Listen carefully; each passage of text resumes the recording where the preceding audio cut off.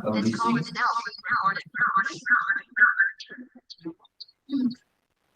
Yang diketahui nanti di sini ada costingnya 20.000. 22 ini merupakan harganya. Selanjutnya peminjaman dilakukan atau angsuran yang dilakukan selama 36 bulan. Selanjutnya ini merupakan fee-nya atau penurunan harganya.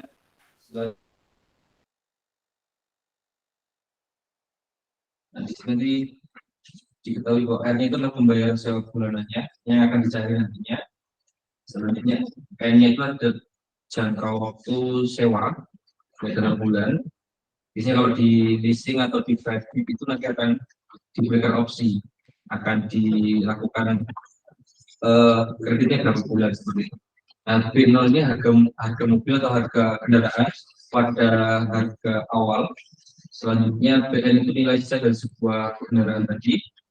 Nah, D itu merupakan penyusutan, jadi harga awalnya dikurangi harga yang akhirnya harga setelah tahun selesai penyewaan. Nah, ini nanti tarif bulanan atau bisa dikatakan bulan. Atau secara ilustrasi bisa digambarkan seperti ini. Jadi R-nya dia akan setiap bulan sehingga dia mendapatkan PN seperti itu. Nah, selanjutnya untuk mencari R itu sendiri berdasarkan persamaan ini, B0-nya itu diperoleh rumusnya R dikali A itu N ditambah PN dikali P pangkat N, sehingga untuk mencari R-nya itu sendiri sebagai bentuk angsuran setiap bulan dapatlah oleh rumusnya B0 dikali I ditambah dengan J atau selisih harganya bagi dibagi S gitu. Nah, ini diberikan soal berdasarkan soal yang di awal tadi. Nah, solusinya adalah diketahui N-nya 36 bulan atau 3 tahun. Selanjutnya B0 atau harganya itu adalah $20.000. Kemudian B36 atau harga di tahun ketiga atau di bulan ke-36 adalah 10.500, artinya terjadi penurunan sebesar 9.500 dengan bunganya adalah 0,5% atau 0,005. Dan setelah dihitung diperolehlah angsuran setiap bulan sebesar $341,51.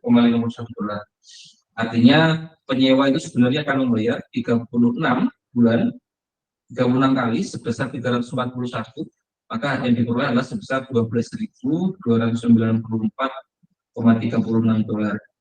Sehingga dikurangi dengan harga selisihnya tadi, diperolehlah jangka waktu penyewaan atau dalam istilah jangka sewanya adalah 2.294,36.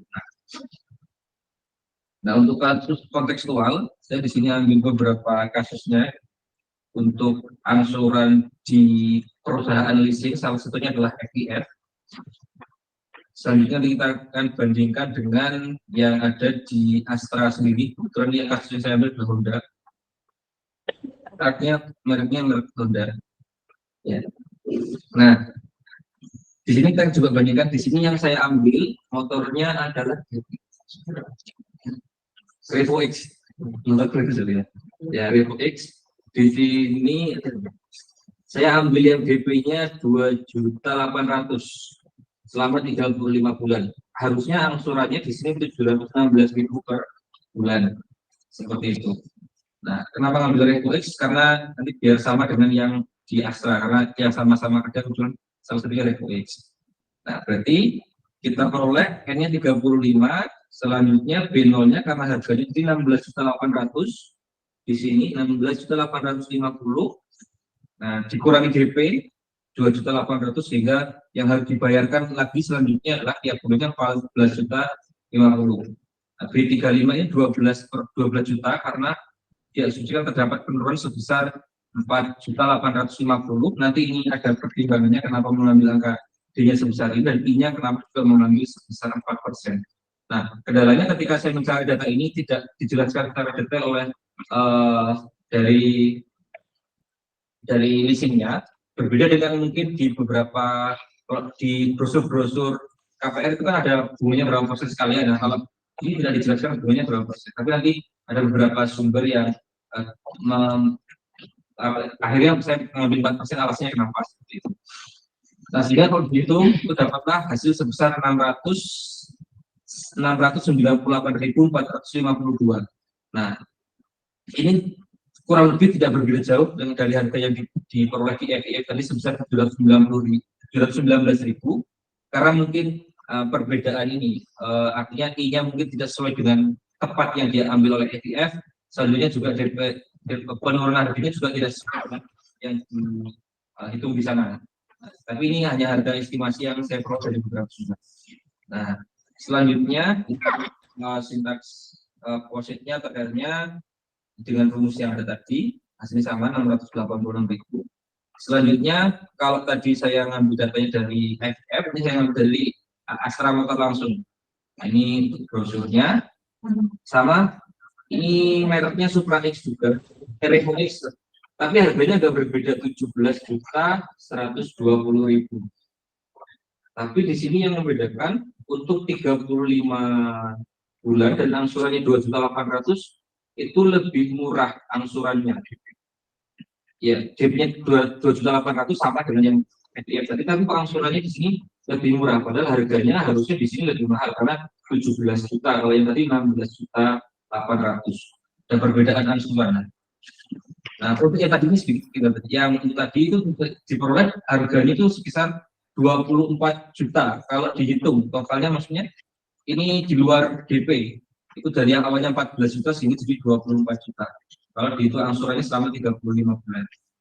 Ini kita bandingkan dengan yang di sini di Astra langsung, walaupun harganya lebih mahal. Gitu. Nah, ini sama untuk harganya, depresiasinya sama. Ini diperoleh angsurnya sebesar 701.000. Nah, juga tidak terlalu berbeda dengan yang tadi, dengan yang ada pada brosur 709.000. Tapi yang terjadi dengan harga asli yang lebih mahal di Astra, tapi angsurannya akan lebih murah yang ada di Astra itu sendiri.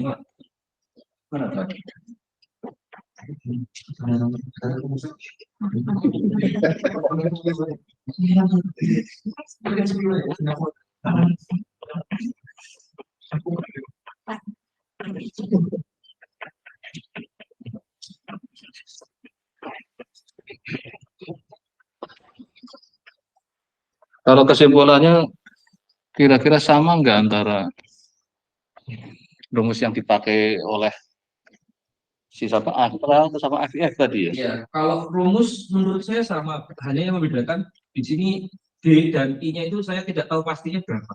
Nah, saya ambilnya itu juga dari beberapa sumber. Jadi tingkat bunga 4% itu dibeli berdasarkan informasi yang dapat dari ini. Jadi dari Blik itu mengatakan tuh bahwa motor bunga kredit ada pada kisaran 1,5 dan 4% per bulan.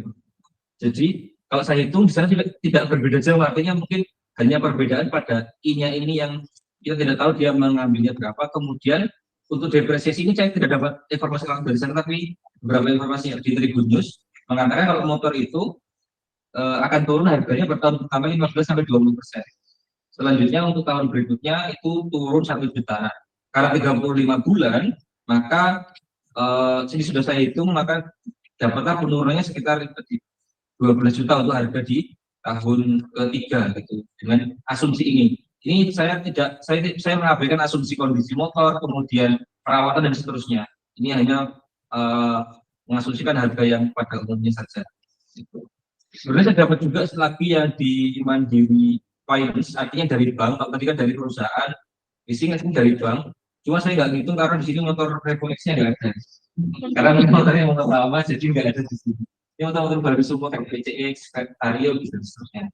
Dan perbedaannya kalau di sini juga tidak ada variasi DP untuk yang ada di Mandiri Finance. Kalau yang di FIF dan di Astra tadi ada variasi gitu, tinggal milih DP-nya berapa. Nah, itu yang dapat saya peroleh dari. Berarti tadi yang nggak jelas itu asumsi suku bunga sama rumus depresiasi kan ada beberapa metode. Iya, itu Pak yang jadi jelaskan. Itu nggak jelas. Nah sekarang misalkan oke dianggap rumusnya sama.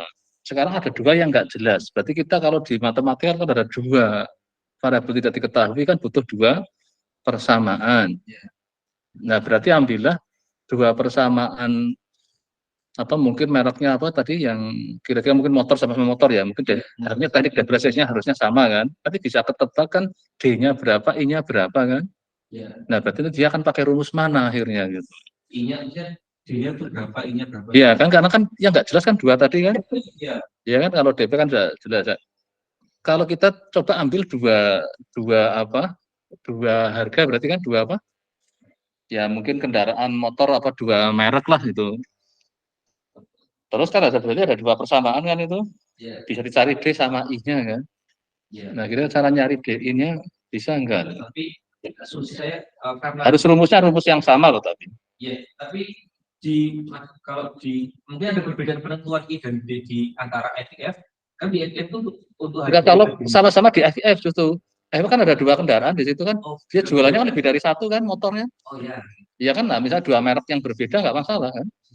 Kalau biasanya teknik depresiasi kan nggak mungkin untuk motor merek A sama merek B beda kan nggak mungkin, mesti sama.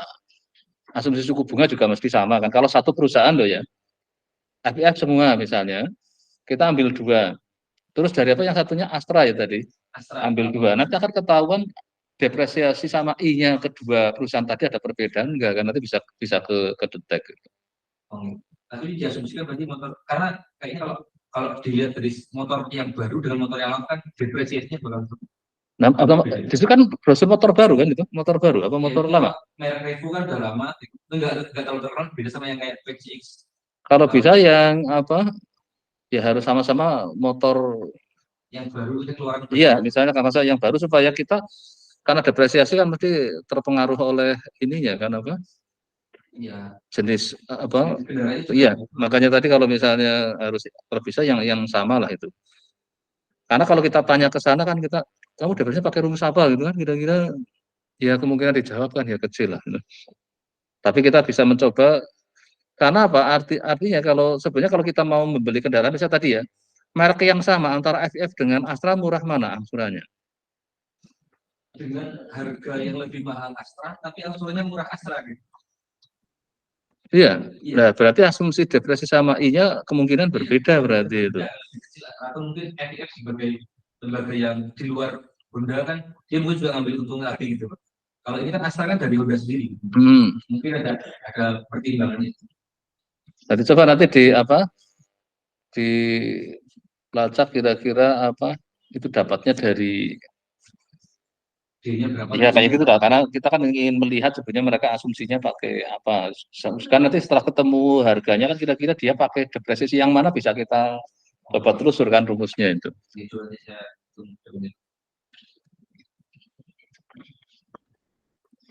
Ya intinya kontekstual ini kan kadang kita memang nggak mungkin bisa mengakses apa ya tadi lah semua informasinya, tapi kalau akhirnya kita bisa apa ya mendapatkan ya walaupun sebenarnya kita hanya untuk pengetahuan aja ya kenapa dia hanya milik depresiasi yang mana. Sebenarnya kalau dari teknik depresiasi yang ada mungkin apakah kita bisa menduga untuk motor lebih pas yang mana, yang mobil misalnya atau yang rumah kan ada juga semua mesti ada depresiasi kan itu. Kecuali kayaknya kayak tanah mungkin nggak ada kayaknya, kalau tanah cenderung mesti naik kan, tapi kalau yang lainnya kebanyakan mesti akan turun. Ya oke silahkan terus lanjut lagi siapa yang nomor berarti nomor tadi 5 terus tadi hasil nomor berapa? 4 atau 5 ya? Ya oke silahkan. Mohon izin presentasi share screen ya Pak. Oke silahkan. Misalnya kita ambil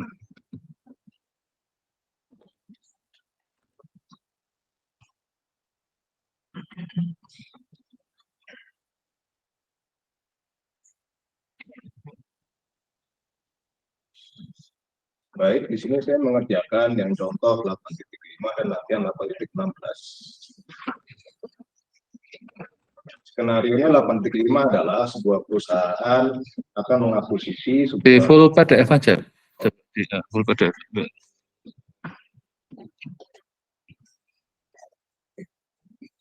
Kalau contoh nomor berapa tadi? Contoh 8.5 dan latihan 8.16. 8.5 itu.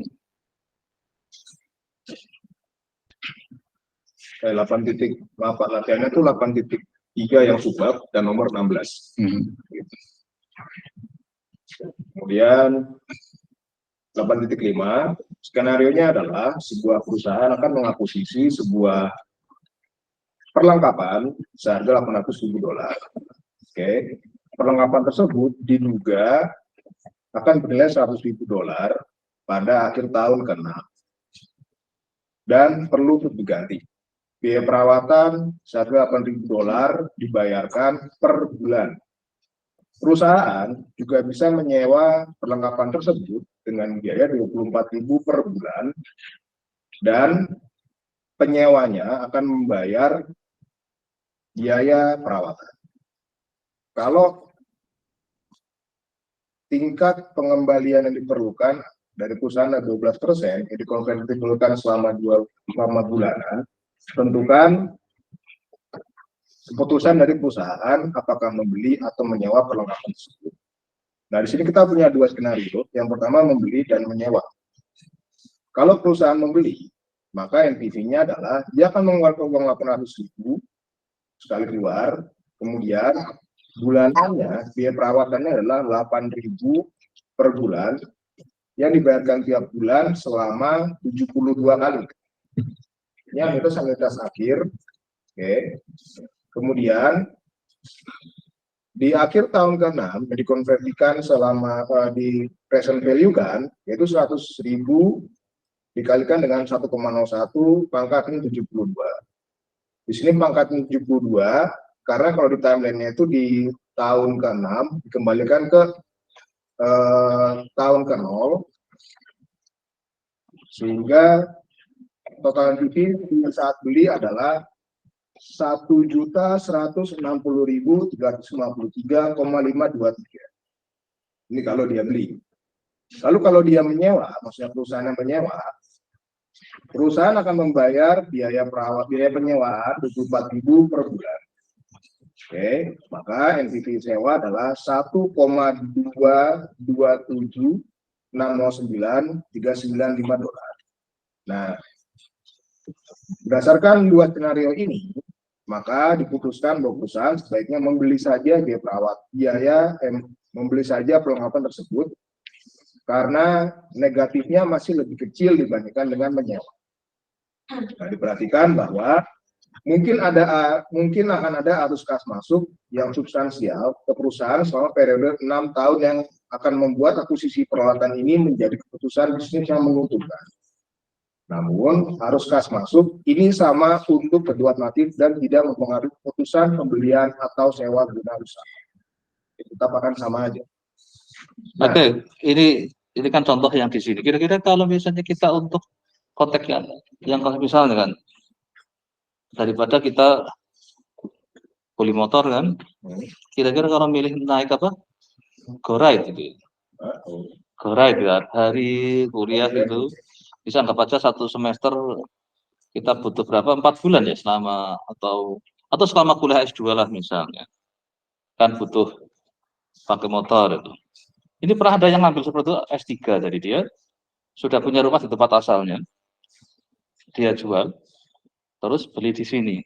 Daripada nyewa kan di motor, dia beli rumah di sini. Setelah selesai 5 tahun dia S3, dia pulang lagi kan, dia jual lagi gitu. Beli lagi di tempat asalnya lagi gitu. Ternyata katanya masih lebih menguntungkan gitu. Daripada dia tinggal rumah di sana mungkin disewakan mungkin nggak terlalu bagus di sini padahal sewanya nanti bawa keluarganya semua kan lebih mahal. Jadi setelah sini jadi dia ada yang buat keputusan seperti itu. Nah ini sebenarnya mirip yang kisah. Karena pada saat misalnya rumahnya bisa 5 tahun, misalnya kalau ada yang nyewa langsung 5 tahun, ya berarti beruntung lah. Ya. Tapi kalau adanya 1 tahun terus ada yang berhenti kan masih ada perawatan, ininya terus barang. Nah kalau kayak di mana malah jadi kalau dia mau berlibur itu, dia punya apartemen disewakan seisinya itu. Ya semua itu. Nanti dia pulang berlibur atau gimana? Yang tadinya sudah dipakai orang kan itu dibuang semua. Dia baru beli furniture ini. Tapi masih lebih untung daripada dia malah itu dikosongkan. Kalau orang biasa kan rumahnya malah kosong tapi barang-barangnya ada. padahal tetap kena debu, kena ini akhirnya juga. Nah, ini salah satu yang menarik sebenarnya kisah yang contoh ini kalau bisa dapat realnya lah. Ya. Kan mayoritas memutuskan ada yang pakai kalau ke kampus pakai angkutan umum atau Goret atau semua pakai kendaraan pribadi, motor, semua naik motor. Iya, pasti, Pak. Iya. Apa ada yang pakai angkutan umum memilih kadang ya variasi, kadang Goret, kadang naik apa namanya bis kota ya, yang trans itu ya. Nah coba dihitung kan Anda tahu kan aktivitas apa hariannya mungkin lebih enak sebenarnya dalam bentuk tabel kan. Kalau ini kan dalam bentuk kalimat kayak gitu kan lebih nggak enak kan. Dari tabel apa berarti kan? Uang yang kita keluar kan apa aja kan? Yang akhirnya dihitung di NPV-nya dapatnya kan ini negatif, keputusannya lebih baik apa itu? Lebih baik membeli. Beli. Karena minusnya masih lebih kecil itu. Tapi dengan asumsi apa? Depresiasinya berapa dia? Dari 800 masih ada 100 kan. Yang 100 kan ini estimasi kan. Prediksi bahwa 10 tahun lagi masih 100.000. Jadi maksudnya itu yang belum pasti yang 8.000 ini ya, Pak? Sebenarnya yang 100.000-nya mana? Sama kalau 8.000 perawatan mungkin ya bisa diasumsi. Tapi kalau yang 100.000 kan 10 tahun yang ke depan pakai ngeramalnya pakai apa kira-kira? Atau pakai depresiasi yang seperti yang di rumus itu kan. Dari berapa? 800.000 setelah 10 tahun kemudian diestimasi 6 tahun kemudian ya itu masih 100.000. Berarti terdepresiasi. Jadi rumusnya pakai apa? Depresiasinya nih kalau dia dapat dari 800 dalam waktu 6 tahun jadi 100.000. Nah kayak tadi misalnya motor itu depresiasinya termasuk cepat nggak sih kalau motor ini dalam waktu 2 tahun? Iya kan? Apalagi mobil itu. HP ini lagi. Jadi kadang mungkin sewa lebih menguntungkan itu. Yang bisa Nah, banyak perusahaan yang ada yang milih daripada punya mobil, beli mobil ini milih sewa. Karena perawatan ini udah nggak mikir lagi. Beserta sekalian drivernya lagi sudah. Saya pernah kok ini jadi kita lebih efisien sewa daripada beli mobil nanti terus pada saat dilelang kadang mungkin nilainya sudah lebih rendah. Nah kadang sekarang misalkan yang pakai mobil misalnya kalau sudah pakai ikut Goret kan tinggal apa? Akhirnya datang sudah mobil sama supirnya kan. Sampai jadi kita ini kan kalau misalnya lagi ingin variasi ganti paketan juga bisa. Mungkin malah bisa berbagai. Tapi kalau ini kita masih harus nyetir sendiri, kalau yang kayak jalan macet kayak gitu sebenarnya apakah itu worth it sebenarnya kita ambil itu. Nah ini yang karena pada saat macet lebih enak kadang mungkin naik motor itu. Jadi bisa pilihannya apa? Go-ride kan. Dan saya pernah itu sudah pakai go-kart ternyata macet kan. Padahal saya harus ngecek ke pilihannya apa? Ya kita berhenti situ sudah. Bahkan harus ganti kan. Nah ini salah satu yang kalau ditambah istilahnya kalau bahasanya jadi kovariatnya. Jadi ada kemungkinan situasi kayak gitu. Kadang mungkin menguntungkan kita cukup sebenarnya sewa itu. Kalau di sini keputusannya lebih baik beli ya ini ya. Ilustrasi di sini. Jadi silakan karena nanti kan ini kan kuliah sudah mau berakhir. Mulai dirancang mau ujiannya terbuka berarti nanti soalnya juga terbuka. Ini tantangannya ujian terbuka. Tahu maksudnya tipe ujian terbuka kan? Anda boleh pakai apa aja itu. Saya juga buat soalnya boleh apa aja. Kan? Salah satu tantangan kayak tadi kan. Tapi saya kan nanti ya hitung-hitungannya betul-betul ya seperti ya nyata kan, wah ini saya harus hitung karena dikasih tantangan kan selama 2 tahun selama S2 lebih baik beli motor apa cukup pakai Go-Ride aja. Go-Ride kan sewa putus kan. Kalau kita nyewa motor itu masih ada ya kita kan ambil ini. Nah ini sebenarnya dengan keberadaan si kayak Go-Ride sama itu. Nah juga sama antara misalnya taksi itu Bluebird. Itu kan jadi pegawainya Bluebird. Kalau si sopirnya yang Gojek itu bukan jadi pegawainya Gojek kan.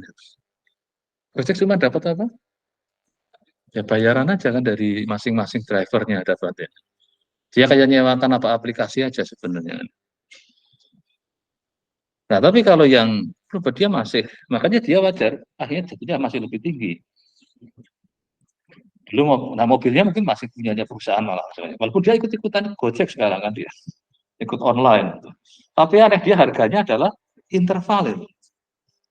Pernah nyoba, ini kan pakai kalau mobil pakai ada pilihan,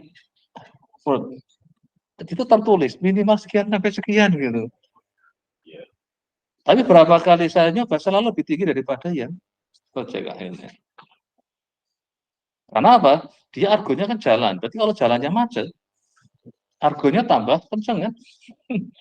Kita diem tapi intinya tentu kan karena dia tidak. Tapi kalau yang Gojek kita ada fixed price kan.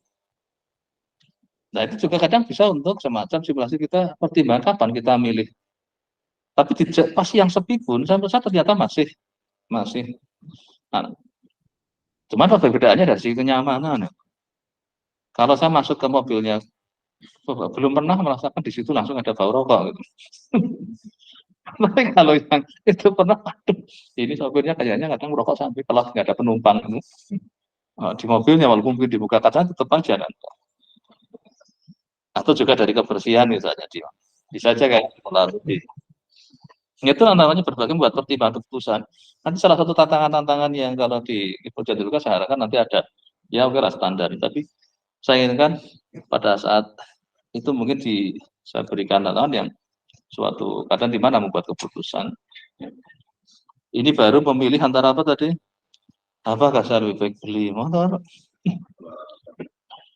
Atau yang misalnya mobil kayak tadi kalau ya ini, atau wah lebih baik kos apa ini kalau kayaknya masih menguntungkan kos kan ya daripada kalau beli apa beli rumah terus dikoskan. Wah lah ini lebih naruh bisnisnya. Jadi saya beli rumah terus semua satu angkatan saya koskan tempat saya aja. Wah gitu. Nah itu lain lagi. Jadi ini ya modal satu angkatan ini kan udah kita beli rumah aja terus semua tinggal di situ. Udah setelah selesai semua jual lagi lah nggak tahu untung apa enggak.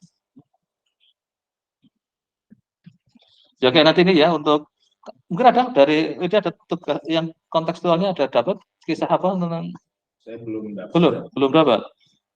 Kalau yang soal Baik, soal yang saya coba soal menggunakan 816. 816 816 itu dengan contoh 8.5 sebagai berikut.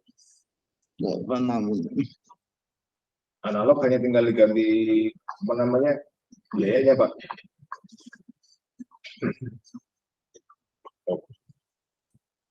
Saya salah ketik ya. Jadi 816 sama perusahaan juga akan mengakuisisi sebuah perlengkapan komputer dengan biaya $400.000. Nah, biaya salvage-nya diestimasikan 50.000. Maksudnya biaya balik 50.000 pada akhir tahun ke-6.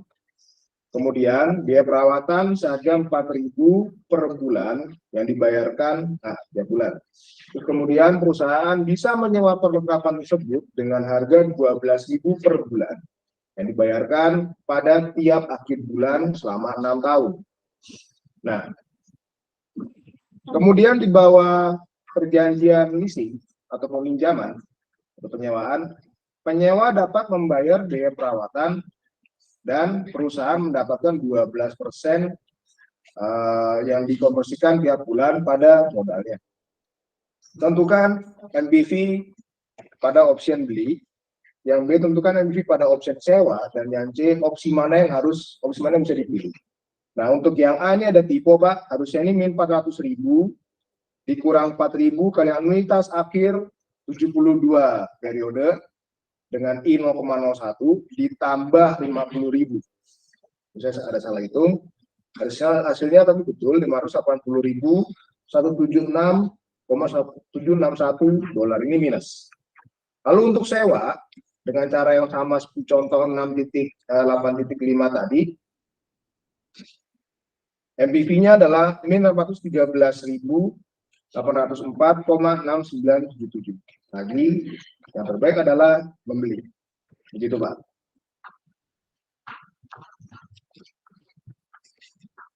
Jadi kesimpulannya sama-sama beli lebih menguntungkan. Karena mungkin aja kalau dia kan kalau misalnya nyawa Gojek itu kan harus kemana-kemana kan orang lagi, misalnya seperti itu kan. Nah, justru kita harus punya estimasi pengeluaran kita untuk transportasi berapa, nggak sudah. Makanya itu salah satunya kan harus mikirkan itu. Kalau ini kan lebih simpel karena apa? Oh, perawatan mesin kayak tadi kan jelas misalnya berapa. Walaupun sebenarnya perawatan mesin apakah tetap kayak tadi berapa? 8.000 apa ya? Berapa? 8.000. Memangnya dalam perjalanan 6 tahun bisa juga ada yang agak berat kan? Ini kan asumsi terlalu ini. Maka sebenarnya di sini semua serba stokastik kan sebenarnya, nggak pasti selama 6 tahun. Apakah bisa fix semua itu? Belum tentu. Jadi si 100-nya harus di forecast. Maka itu harusnya ada metode peramalan untuk meramal yang 6 tahun itu pakai apa coba? Bahwa dia masih benar-benar bisa terjadi yang 100.000. Kalau ternyata di bawahnya, terus yang perawatan, memangnya setiap tahun benar bisa 8.000? Belum tentu itu. Tiba-tiba ada kerusakan harus keluar apa enggak. Ini kan bisa aja jadi. Ini kan asumsi-asumsi yang belum teruji kan secara. Makanya itulah. Tapi pada saat kalau kita seperti tadi saya antara pilihan apakah pakai yang bobot yang ngasih interval ini sama sebenarnya kita pakai apa Argo, maka harus kita lihat kira-kira trafik yang saya lewati itu padat enggak lah ya. Nanti terus klik lihat harganya berapa, klik lihat sini, oh ya udah ambil yang fix aja. Jadi kalau tiba-tiba macet ya tenang-tenang aja kan karena harganya sudah fix kan. Tapi kalau dia pakai Argo, kita kan akan lewat jalan yang padat jelas beresiko. Nah, maka itulah pengetahuan tentang informasi jalan tadi itu sering dalam konteks di statistik adalah sering kita namanya ada variabel lain yang dilibatkan. Yaitu apa? Traffic di daerah situ. Kalau tadi misalnya kita asumsi lagi kan, tiap hari saya berpergian berapa, padahal saya pulang kuliah masih mampir kemana lagi, nah itu baru hitungannya jadi. Tapi kalau kita hanya ke kampus, pulang ke rumah, cuma kayak gitu aja kan, bisa di ini kan, disimplifikasi seperti itu dulu lah itu. Saya niati kuliah besok, pokoknya dari kos hanya ke kampus pulang ke kos lagi. Saya nggak akan main kemana-mana. Jadi, nah itu bisa kan dibikin jadi seolah seperti fix kan jadinya. Ya oke, ini tapi nanti untuk apa istilahnya kan nanti kita coba apa real mungkin nanti. Kadang kita mau tidak di hadapan pilihan-pilihan kan, tapi hitung-hitungannya harap. Saya nggak tahu besok Sabtu tanggal 3 kalau ada apa itu katanya seminar apa matematika properti. Nah kemarin waktu saya jadi penangkap ya udahlah saya apa nggak tahu apa yang nanti properti akan di matematika diapakan. Tapi yang jelas sering banyak yang mungkin nanti untuk yang sudah apa kita harus melihat pertama X itu punya siapa?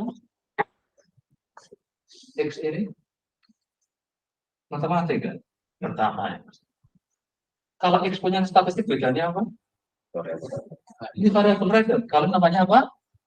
Variabel saja. Ini variabel random. Terus kalau ditambah ini, jadi stokastik itu sudah. Nah, kadang kita hanya berhenti di sini. Padahal hidup dipengaruhi oleh waktu kayak ini. Nah, inilah yang kadang pada saat kalau kita hanya di sini, kalau ada data, diapakan data? Tadi ada pakai data di situ, itu masih matematik di situ. Itu matematika keuangan. Karena apa? Nggak ada kan data harga tadi berapa 8.000 ya sudah dapat. Terus dia indikasi masih ada, itu nggak ada.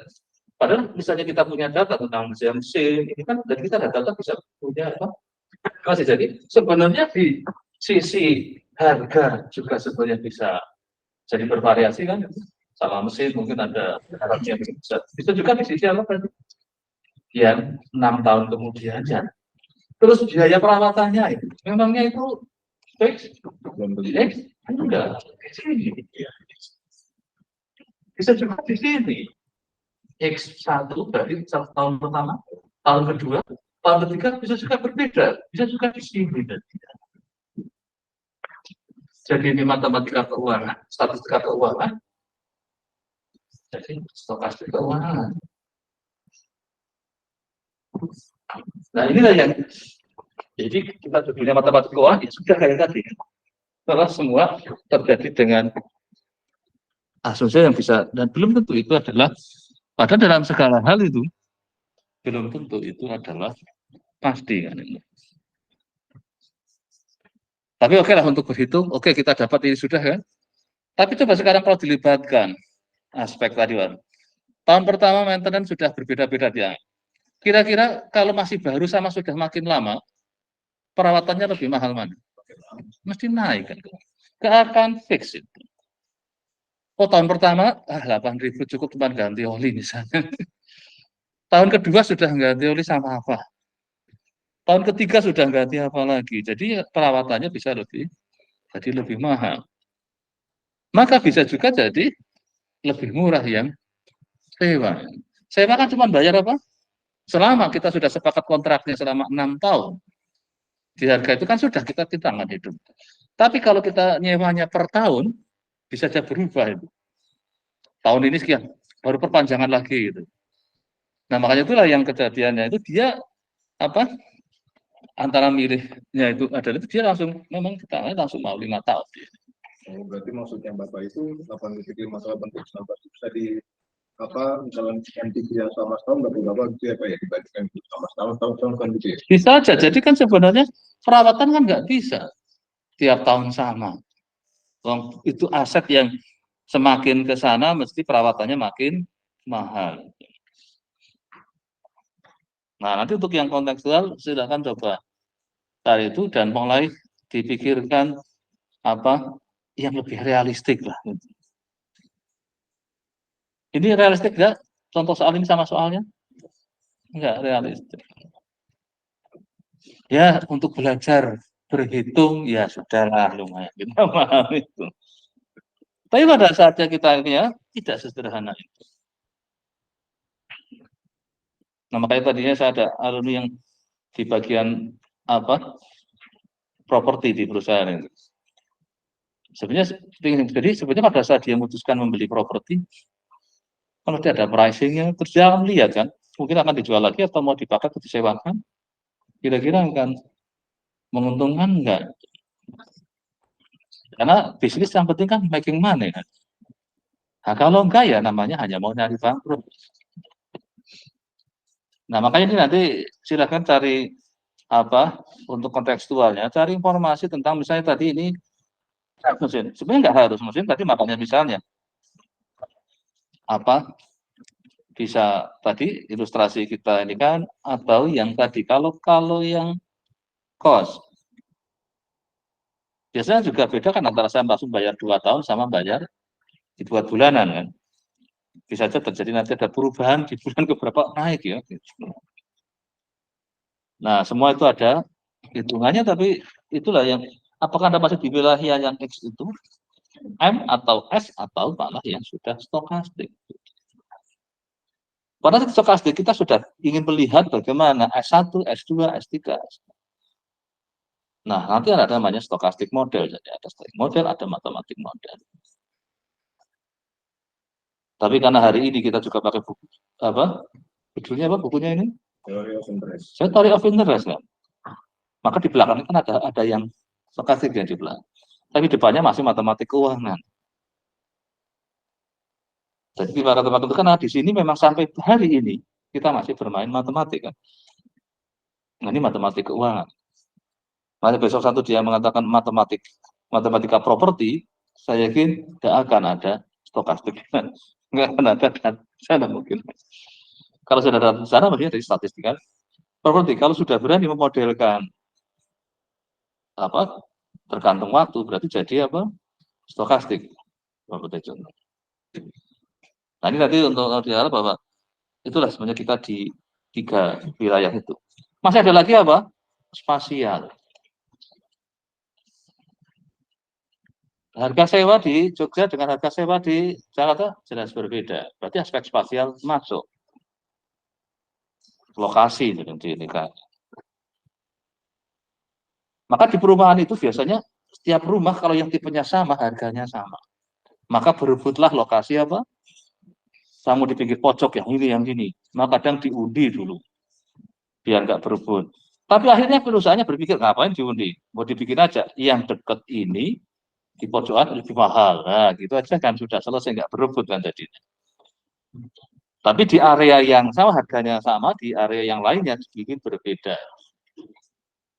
Tapi setelah berjalannya waktu, bisa berubahnya cepat.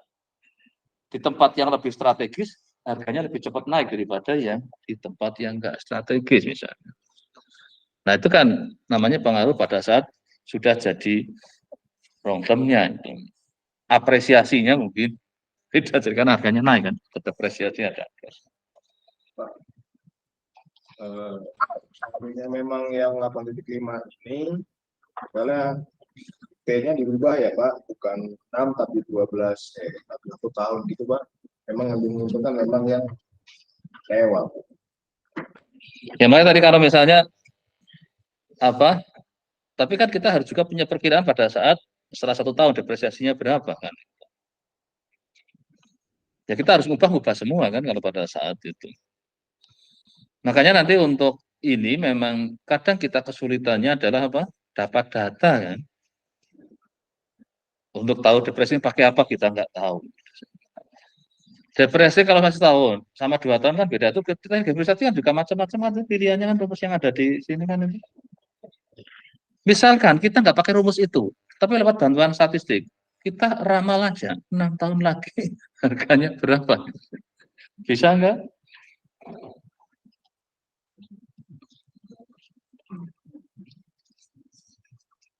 Itu namanya kita masuk ke wilayah yang sudah XT. Tapi kalau yang tadi ini, yang masih pada itu adalah kita hanya pakai asumsi lagi. Oh, ada yang ya, oke, silakan dilanjut lagi untuk ya. Setelah itu siapa? Oke, silakan.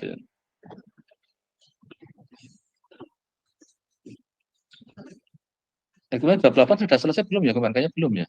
Tinggal terpisah yang sedikit kan yang akhir itu. Kuliah terakhir kan minggu depan ya kayaknya ya. Iya. Mas. Oh, belum stop.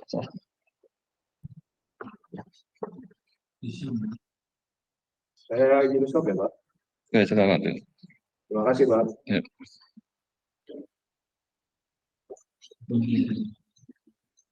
Nanti hari ini kita kayaknya berakhir di bab 9 nanti. Ya. Oke, silakan.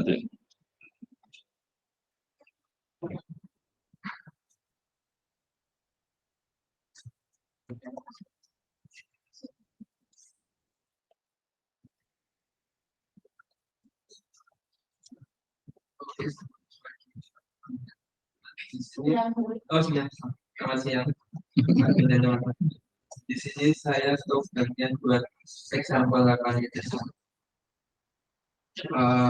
Di sini diketahui bahwa sebuah keluarga membeli rumah dengan harga 150 dan membayar DP sebesar 20% selama 30 tahun dengan fixed rate mortgage-nya yaitu 9,9%. Nah, kemudian desio dari pinjamannya harus membayar 2 poin atau 2% dari settlement-nya dengan tambahan $800 untuk charge settlement itu. Nah, dari total charge itu nanti dibayarkan 1,5 poin atau 1,5% dan setengah dari order charge yang harus diredaksi terhadap APR-nya, annual price. Terus kemudian rumahnya dibeli pada tanggal 12 Juli, terus disuruh untuk menentukan perhitungan dari settlement di atas. Nah, Tadi diketahui bahwa down payment-nya 20%, yaitu 20% dikali harga rumah 150.000, yaitu menjadi 20.000. Kemudian jumlah awal pinjamannya yaitu dari harga awal dikurangi down payment-nya, sehingga sebesar 120.000. Nah, kemudian tadi diketahui bahwa mortgage-nya sebesar 9,9. Jadi kita dicari interest hariannya sebesar 32,54. Nah, kemudian di bulan Juli ada 31 hari. Nanti kita bisa total interest sisa di bulan Juli dengan sisa harinya yaitu 20 dikali interest hariannya, yaitu sebesar 32,54 sekian. Nah, tadi diketahui juga di aksen atau mortgage-nya 9,9%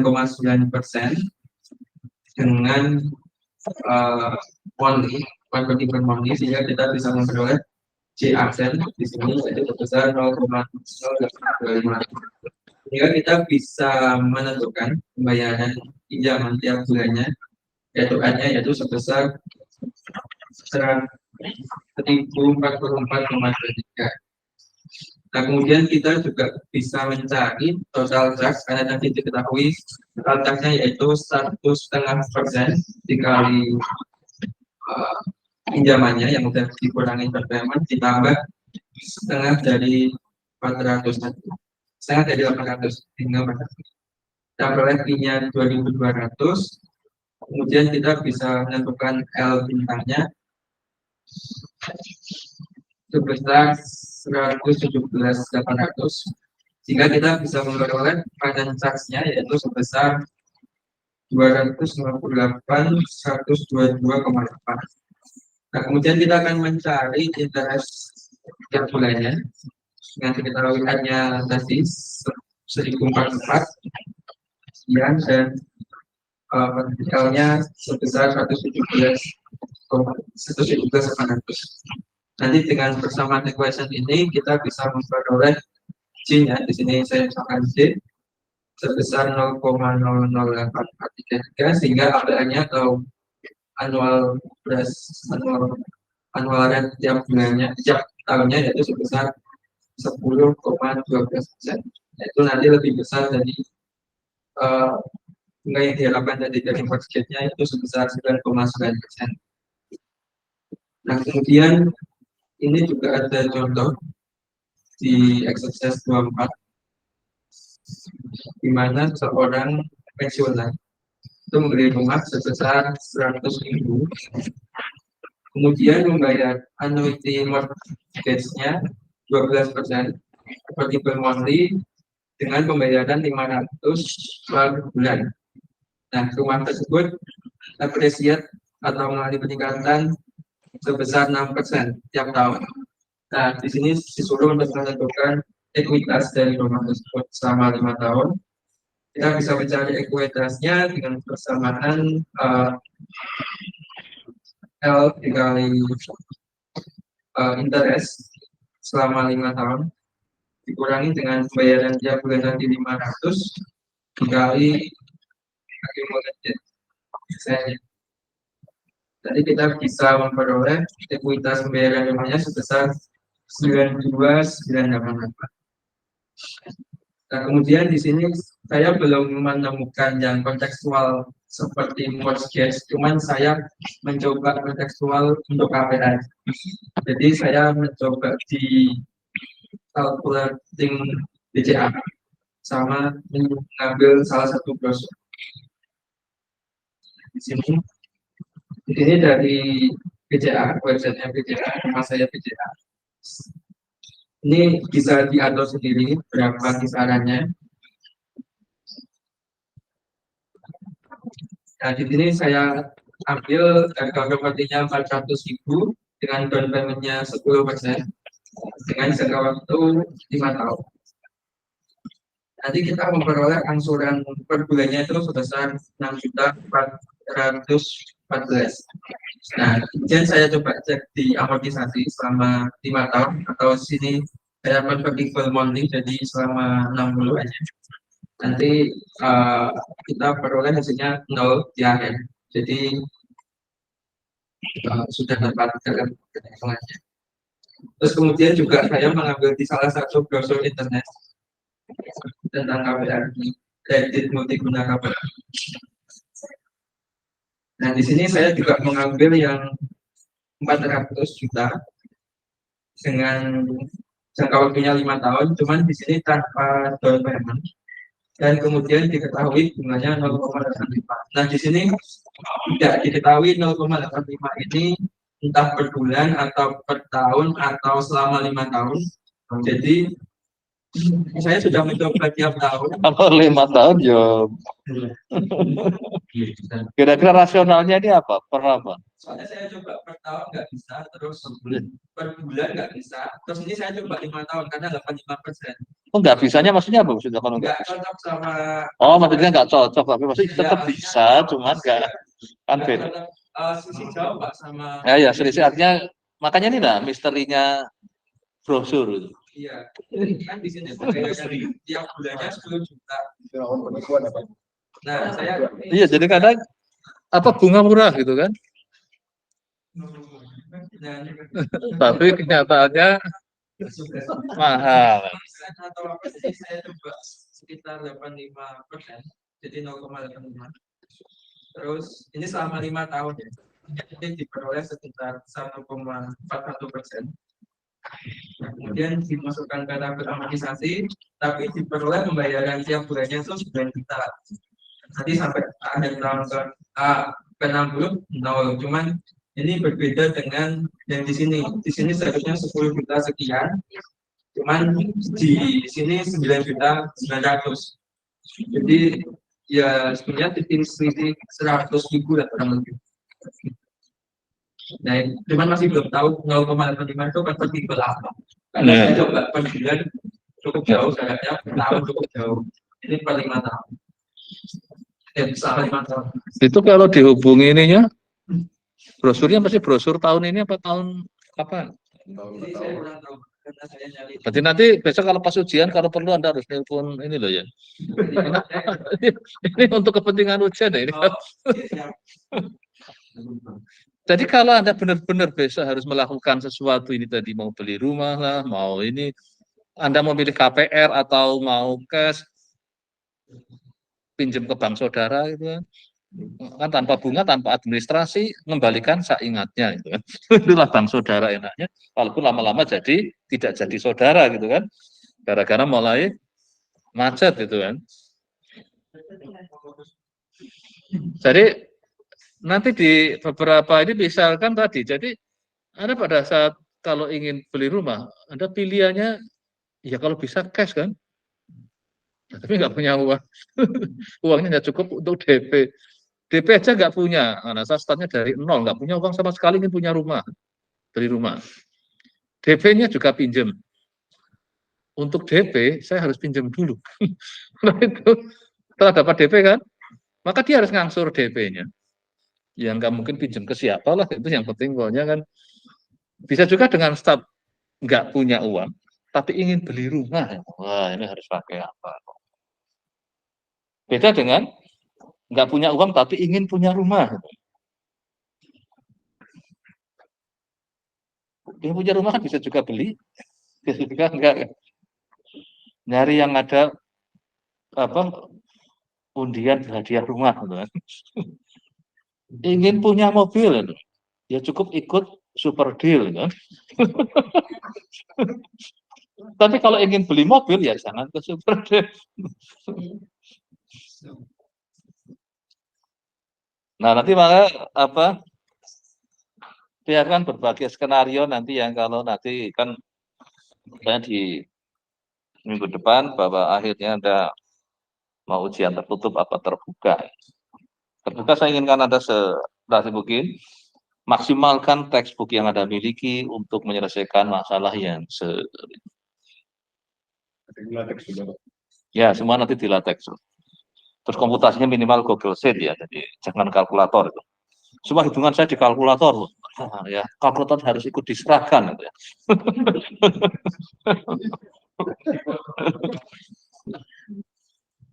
Jadi minimal Google Sheet atau mau apa post-it code atau mau apa yang collab punyanya Google itu ya silakan. Pokoknya yang cloud.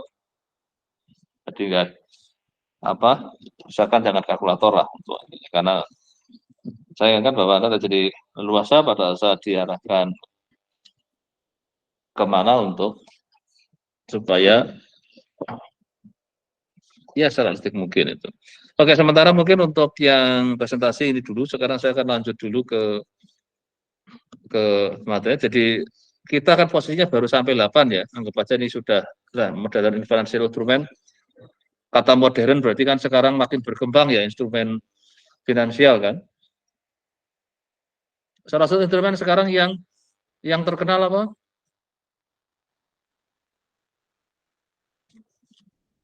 Ya pinjol kan. Itu instrumen finansial apa bukan? Iya. Kalau pinjol itu salah satu instrumen finansial nggak? Ya tadi Anda ingin beli rumah, pakai pinjam ke pinjol. Kira-kira untung nggak? Rumahnya malah disita sama si pinjol.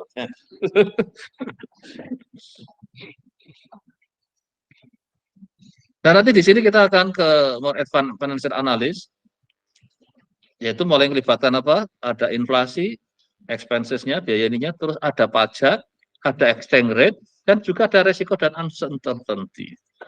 Ketidakpastian harus kita libatkan. Tadi pokoknya 6 tahun lagi masih 100.000. Siapa yang memastikan masih bisa 600.000? Sesuatu yang tidak pasti, karena apa? Di masa depan. Nah, makanya waktu kita masih di lokasi yang MID, semua diasumsikan. Oh, 6 tahun masih 100. Ini, nah semua dihitung kayak gitu. Maka pada saatnya itulah, ternyata asumsi yang kita buat nggak pas, barulah pusing. Kan? Padahal kadang kita, untuk hal tertentu sudah fix. Ya misalkan seperti, oke, sering kan Anda pernah dengar iklan-iklan di televisi itu? Silakan, sambil kuliah bisa usaha dapat penghasilan per bulan 10 juta. Wah enak banget. Di samping ngomong anak masih bisa dapat penghasilan 5 juta. Semua mengatakan seolah-olah seperti pasti ikut-ikutan ternyata boro-boro dapat itu. Tapi kalau mereka menyampaikan data benar apa? Dan iya, ditampilkan beberapa orang itu. Ini dia dapat penghasilan 15 juta per bulan, satu orang. Dan itu kapan kejadian? Apakah kan kita langsung berpikirnya apa? Oke, berarti kita tiap bulan akan penghasilan 15 juta. Ya banyak orang kaya kan kalau itu. Pada keluar dari pekerjaannya semua kalau seandainya benar 15 juta sebagai pengganti ininya. Ya. Ngapain capek-capek kerja dibayar 10 juta? Oh, itu aja 15 juta cuma jualan apa kayak gitu. Nah, inilah maka harus dipikirkan tentang reflecting risk-nya dan ketidakpastiannya tadi. Nah, aspek resiko ini yang sering dilupakan. Nah, terus berikutnya adalah kita akan melihat tentang di interest rate-nya itu. Nanti yield curve kita sudah menakan lihat yield curve, spot rate, terus hubungannya dengan bond yield, terus forward rate, tentang arbitrase. Nah, ini mulai ke sini jadi agak. Oke, gimana mau ada intinya apa? Iya. Jadi materi UAS sampai dengan tahun 10 ya, Pak? Enggak, nanti sini sebenarnya. Mana? Nah, yang penting belum sampai 12 itu. Oh, berarti belum sampai 12. Yang ini, jadi ini nanti masih kita punya 8, 9, 10. 11 mana ya? Nah, yang 11 ini dari 11. Sampai durasi konveksiti. Gitu. Masih ya, Pak? Kalau ini nanti sudah stokastik. Ini kan jadi enggak. Jadi 8, 9, 10. Jadi sampai bab 11 ya. Maka hari ini kita akan masuk ke bab 9, mungkin agak lebih, bisa juga sudah mulai masuk ke bab 10, nanti setelah itu kita bab 11.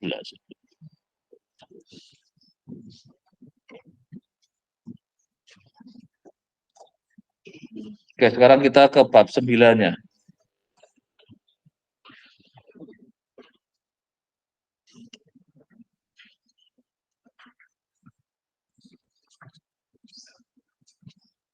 Yang sisa bab 8, oke lah, Pak. Jadi juga apa ya?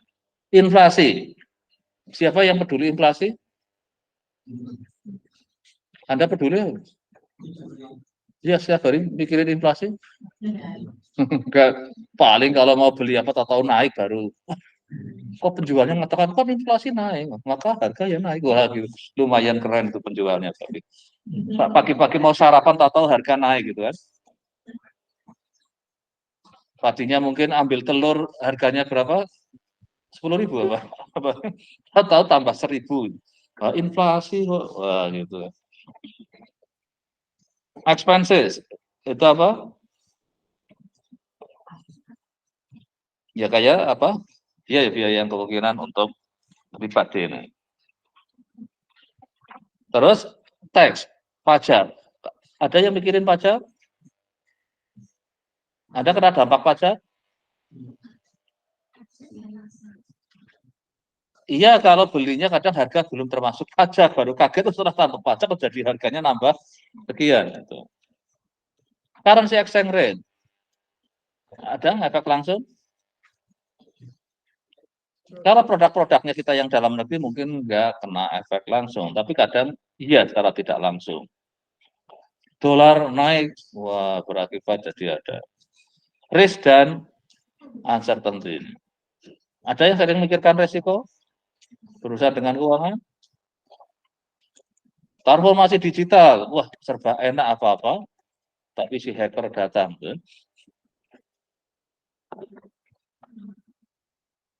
Ini sudah kemarin yang sempat dibikin rame apa?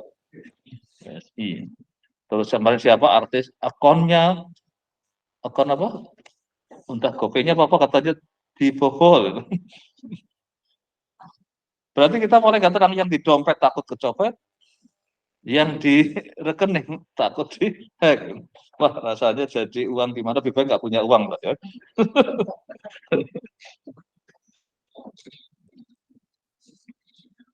Jadi ini adalah nanti yang tentang di terkait ini nanti di apa bahwa kadang mau tidak mau kita harus melakukan adjust terhadap tadi interest rate atau apa karena keberadaan si inflasi. Maksud saya ini kan aja ke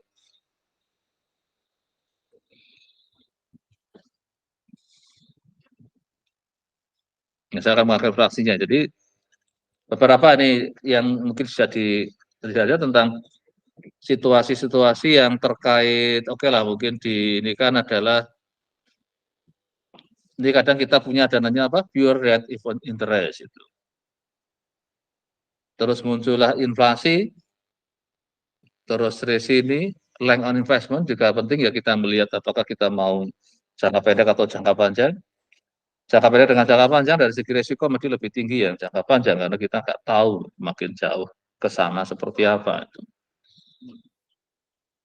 Quote information-nya dari kita dapat informasi di mana aja seolah begitu menyenangkan. Legal resistance-nya tentang aturan main yang di ini kan. Terus kebijakan pemerintah juga ini kadang harus jadi perhatian. Nah, random fluktuasi inilah ya urusannya yang tadi sudah mulai statistik masuk di sini kalau ada fluktuasi. Selama harga itu sama, kita nggak perlu statistik jadinya.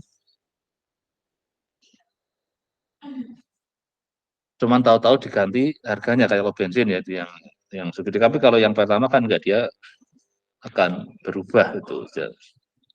Tapi kalau yang subsidi kan kayak pertalite sekarang 10.000 ya itu sampai nunggu berubah lagi. Yang berfluktuasi adalah yang subsidi kan. Konsumsinya berapa ditambah harga realnya sebenarnya berapa, maka dia subsidinya berapa. Karena yang fix adalah harganya. Tapi beda kalau subsidi apa kendaraan listrik kan apa? Saya ngasih sekian, gitu. Terserah harganya berapa gitu. Pokoknya saya kan. Kalau yang bensin kan enggak, harganya yang dibikin fix, tapi jadi subsidinya yang jadi harus selalu dipikirkan untuk.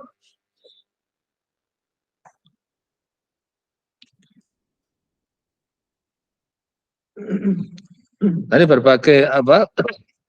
Nah, sekarang kita akan melihat bagaimana dampak inflasi ya terhadap Jadi kalau kita punya inflasi yang R ini, maka berarti 1 plus ini pertumbuhan yang biasa kita pakai yang I adalah sebagian rate of interest-nya, yang ininya, dia akan sama dengan apa? 1 plus I aksen kalikan 1 plus R-nya. Kalau R-nya 0, berarti I aksen akan sama dengan kan I. Itu. Ini seperti zaman yang di depannya, tanpa melibatin inflasi. Kan R-nya berarti 0 kan? Tapi dengan adanya inflasi, berarti kita nanti akan punya yang namanya si I aksen ini. Itu adalah yang sudah apa sesuai dengan dampak. Jadi namanya real rate of interest di aksen. Sudah lebih real dibanding yang satunya nominal rate of interest I. Jadi I aksen sudah kena dampak keberadaan si inflasi itu. Maka akhirnya hubungannya bisa kita dapat 9.1 atau 9.2 itu. Nyari I berarti 9.2, nyari I aksen berarti 9.3B. Jadi kalau R-nya 0, jadi I aksen sama dengan I. Jadi antara nominal dengan real sama aja. Oke, inilah pengaruh inflasi di sisi rate of interest ya. Maka di sini pada saat kita sudah melibatkan inflasi, maka jadi kita akan gunakan untuk apa? Melakukan apa nanti ini adalah mau future value atau present value, maka sudah menggunakan rumus yang apa ini? Bab 4 ya kalau di yang di depan ya, yang ada mulai ada apa? Kaca geometris karena keberadaan inflasi itu. Atau di sini kita gunakan apa? R kali A, N, tapi yang I aksen ya, bukan yang ini. Jadi 1 plus R dibagi 1 plus I. Ini kan yang 1 plus I aksen. Jadi artinya sebenarnya beberapa rumus yang ada, yang tadinya I kita ganti dengan I aksen. Itu jadi kan. Maka untuk konteks akumulasinya, jadi kita sudah melihatnya adalah dari sisi I aksen. Nah, konteks investment jadi yang dilihat kan kemakan inflasi enggak gitu kan istilahnya. Jadi kita kayaknya ini tapi sebenarnya kalau akhirnya ke ininya inflasi dan sebetulnya kita dapatkan sudah pertumbuhannya tidak sepesat kalau seandainya enggak ada inflasi kan.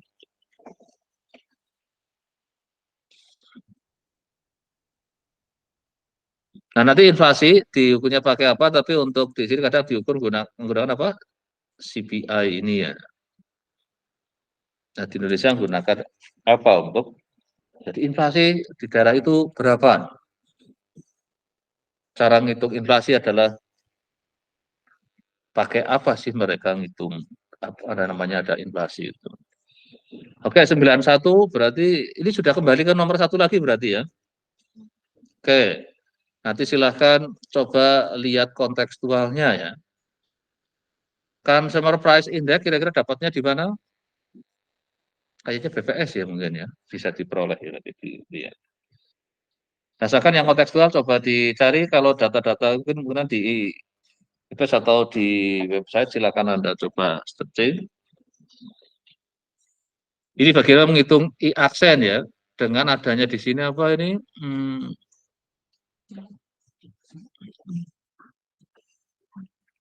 5% adalah DCE-nya, terus persen untuk rate of interest diasumsikan 8%. Jadi ini adalah apa? R-nya ya yang di ini, jadi R-nya adalah yang 5%, I-nya adalah 8%. Jadi termakan dari tinggal berapa ini? 0,28 di aksennya akhirnya. Pertumbuhan sekian tapi inflasinya sekian ya, akhirnya kayak nggak merasa tumbuh itu.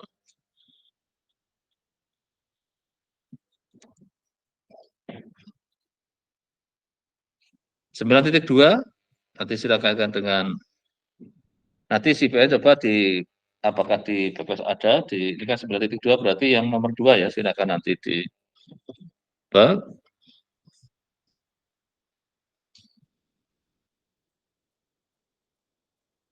kaitannya dengan nanti dengan obligasi. Nah, sekarang untuk expenses-nya.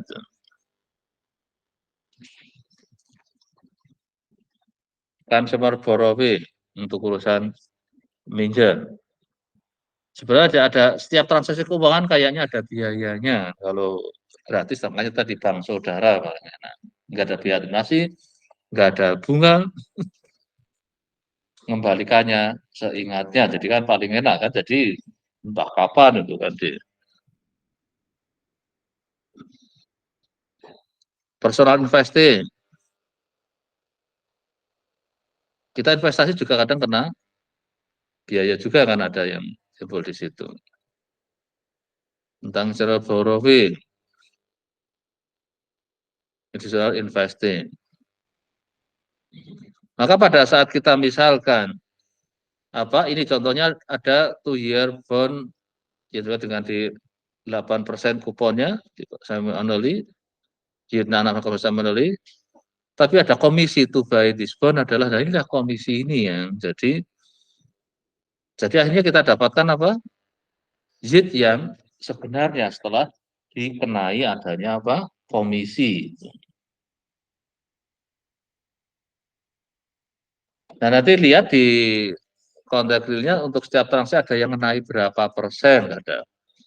Kalau ini berarti berapa ini? Tapi kalau ini langsung besaran uang ya, jadi $12. Karena ada yang ngecas pakai persentase itu, biaya provisi sekian kan. Jadi harganya kadang. Oke, 93 berarti persensi 3, nanti silakan bisa ilustrasinya di ini tentang obligasi, bisa juga sebenarnya di instrumen yang lain. Tapi yang penting di situ mesti ada biaya yang harus dilibatkan. Terus ini adalah deposit ya. Kalau deposito ada kena biaya enggak ya? Deposito. Enggak ada. Lihatlah itu. Mesti semua itu ya ada, kalau enggak ada ya.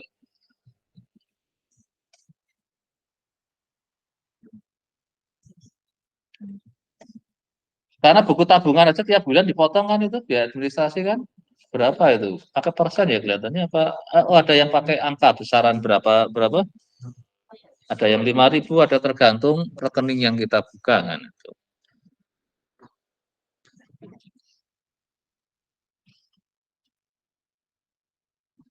Ini tentang deposito, terus berikutnya ini dolar bond, ini obligasi tapi dolar ya. Ini underwriting expenses-nya sampai 8%. Bond issuance. Jadi untuk pendanaan bondnya ada biayanya. Nah ini yang harus diperhatikan pada saat kita akan kena. Nanti 95 silahkan yang dapat ini nanti coba cari. Bisa juga sebenarnya di sini nanti nggak harus, kalau memang obligasi kita sudah cari informasinya, bisa juga ya yang lainnya. Yang jelas nanti ada biaya lah. Terus pajak. Ini kemarin di mana? Oh, yang gara-gara arisan itu ya, yang 100 jutaan itu. Mau didatangi petugas pajak. Dia ingin viral, setelah viral maka jadi salah kan, jadi kena. Jadi ingin memviralkan tapi malah jadi diurusin ini. Karena dianggapnya berarti arisan penghasilan. Pajak penghasilan atau apa, karena dia dapat uang kan. Dan itu yang dapat. Tapi kalau arisan di apa itu? Mungkin di RT atau di arisan di ibu-ibu, nggak didatangi petugas pajak kan, karena cuma kecil. Pajak berakibat apa? Juga jadi setelah pajak maka akan ada, kita dapatkan jadi real ininya jadi berapa? Sebelum pajak seperti apa, setelah pajak seperti apa. Maka ada IB, ada IA, IB before tax, IA adalah after tax. Sudah ada inflasi, ada tax, ada biaya ini, wah lama-lama uangnya habis.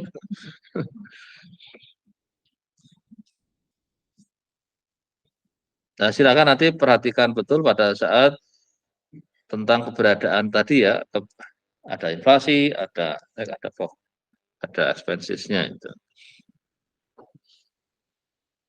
Ini yang tentang adanya pajak yang di 9.7 ya. Tax-nya sampai berapa? 25% ya. Kalau di Indonesia pajak paling besar berapa penghasilan? Nah, Anda nanti sebentar lagi kerja harus siap-siap kemakan pajak. Kalau sekarang belum mikirin pajak kan? Kalau beasiswa nggak kena pajak kan? Apa dipotong pajak? Ada dipotong pajak kok. Jadi belum peduli pajak. Tapi kalau inflasi sudah itu. Rasanya dulu waktu masih mungkin semester 1, wah bisa ini sekarang kok kayaknya beasiswanya tetap, pengeluaran naik gitu kan. Kan inflasi lah, kadang penyesuaian paling di periode berikutnya.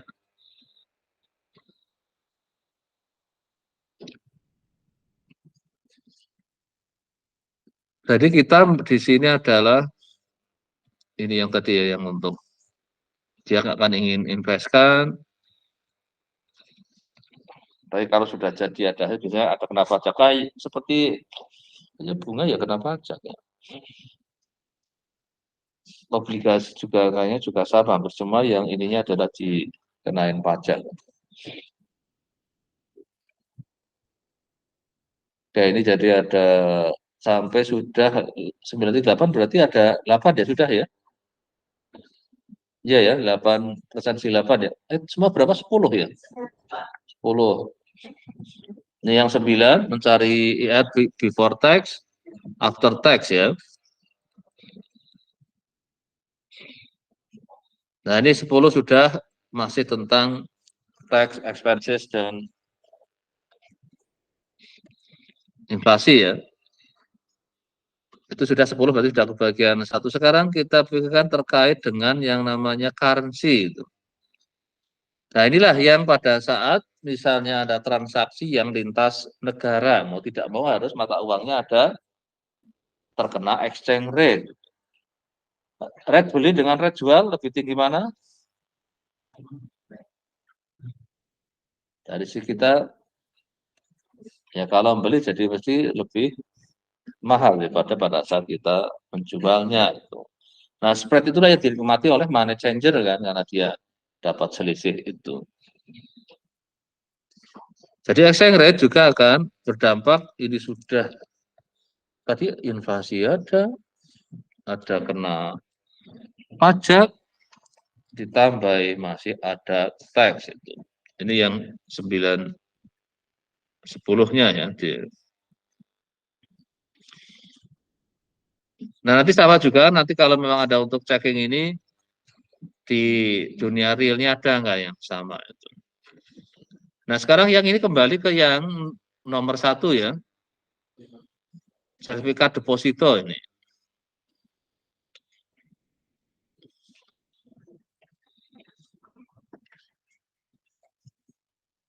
Nah, sekarang terkait dengan resiko dan ketidakpastian, ini yang menyebabkan jadi ada tambahan probability of payment itu P. Jadi bisa saja kalau kita kemarin semua transaksi kan tidak melibatkan probability kan. Maka jadi di 180 di present value kan jadi 940, tinggal dibagi 1 plus I kan. Tapi kalau sudah tambahin ada probability, jadi namanya bukan present value tapi expected present value EPV itu. Berarti sudah dilibatkan aspek probability itu. Nah, sementara di sini ya kita set aja diketahui 0,94 itu. Nah, dicari dari mana ini? Probability ini kira-kira dihitung dari mana?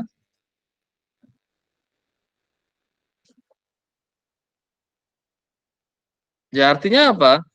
Yang di masa depan itu yang 940 apa yang 1080? 940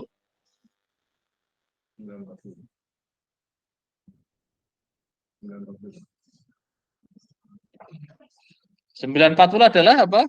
Ya sekarang saya bayar Saya akan dapat yang di masa depan adalah yang 1080 kan. Peluang akan mendapatkan itu sebesar P. Misalkan deposito bisa nggak dibayar? Ya bisa kalau perusahaannya bangkrut. Obligasi juga semua bisa ada. Karena di masa depan berbagai kemungkinan bisa terjadi itu. Nah ini sudah mulai masuk wilayah yang statistik ya karena sudah ada peluang mulai dilibatkan. Maka tidak hanya present value tapi expected present value. Kayak kita punya X di matematik cukup X saja. Kalau di statistik X mesti punya apa? X kan expected dari si X-nya. Di sini kita nggak pernah bicara X kan di sini. Di sini kita bicara ini. Di sini kita bicara apa? PV, di sini N.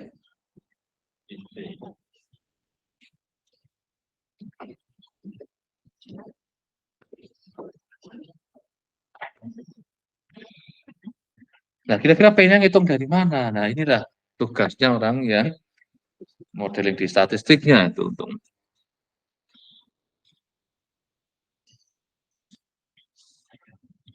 inilah FPV ya. Jadi kalau yang nggak pakai PV aja kan yang ini ya tanpa P. Nah, sekarang dengan ini ada P-nya. Jadi ada kejadian yang wah nyewakan bulanan. Apakah mesti dapat uang sewanya? Enggak ternyata. Ada yang nggak mau bayar itu sebulanannya. Disuruh tahunan ya. Ya enggak ada. Jadi kalau dia yang manajer ini jadi bisa terjadi itu. Mundur, lupa. Jadi artinya bisa aja sebenarnya ada sesuatu, ada peluang nggak 100%. Pasti semua akan bayar. Maka ada profil si penyewanya. Tapi biasanya yang profil-profil kayak gitu susah untuk disuruh pergi kan. Apalagi yang punya rumah juga sudah males menagih. Wah kebenaran lagi jadi gratis kan. EPV ya, jadi ini sudah mulai sedikit bermain statistik. Jadi bisa aja kita jadi bicara itu probability untuk non default itu P, defaultnya adalah Q. Default apa? Yang gagal bayarnya lah. Ini sudah maju. Jadi ada probability of payment, amount timing of payment. Besarnya, peluang bayarnya, timingnya kapan dia akhirnya akan bayar. Makanya pada saat kalau kita lihat iklan, sepertinya nggak ada probability di sana. Silakan kalau kamu mau jadi bisnis dengan saya, contohnya si A ini 15 juta per bulan, contohnya si B 10 juta per bulan. Oh ya enak sekali. Dia sudah 6 bulan, harusnya sudah ada hasil per bulan sejak mulai dia ini kan. Tapi yang ditampilkan pas yang terbesarnya.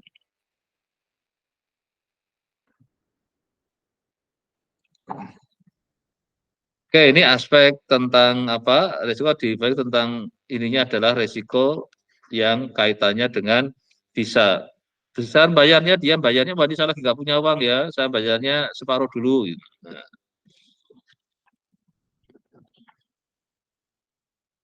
Terus timingnya harusnya tiap tanggal berapa lama-lama geser.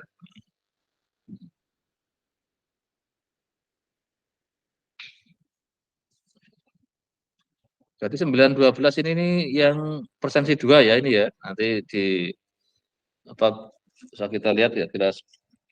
Jadi di sini sudah dilibatkan aspek probability of default.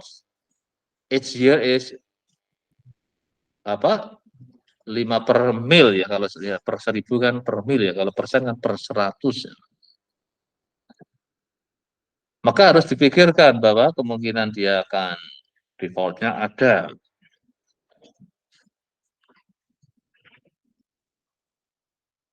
Jadi kalau hanya default sama nggak default apa? Kalau di statistik distribusinya apa? Yang hanya Bernoulli kalau hanya satu kali transaksi, kalau N-nya satu kan Bernoulli, kalau N sampai lebih dari satu adalah binomial. Maka yang di 913 itu sudah ada N di situ, ada binomialnya. Nah, inilah mulai melibatkan, mulai masuk wilayah statistik. Itu.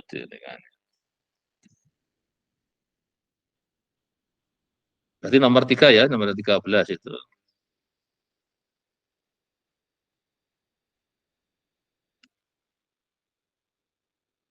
Dan 12, 9, 13. Terus interest rate assumption-nya, oh enggak ada, ini enggak ada, sudah habis ini ya. Jadi sampai 9 berapa? 13 ya.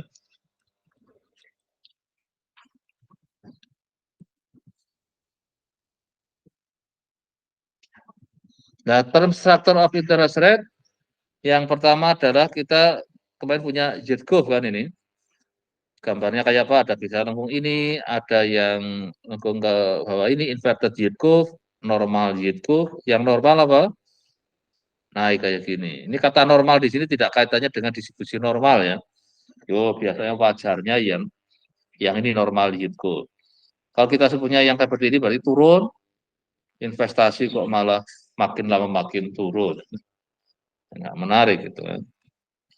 Apalagi flat kayak gini ya, nggak menarik gitu ya.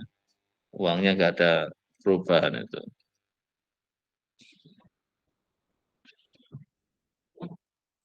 Nah, terus adalah spot rate. Jadi kadang kita kan di per periode tadi kan nggak sama, ada S1, S2, S3, S4, nah itulah kita punya namanya adalah spot rate. Maka NPV-nya tidak seperti 7.2, tapi 10.1. Karena apa? Kalau V ini kan 1/1 plus I kan, maka tetap terus dianggapnya sepanjang masa tadi kan. Tapi kalau yang ini enggak, S1 sendiri, S2 sendiri, S3 sendiri, jadi sudah ada ini ya. Nah, itu yang namanya adalah spot rate.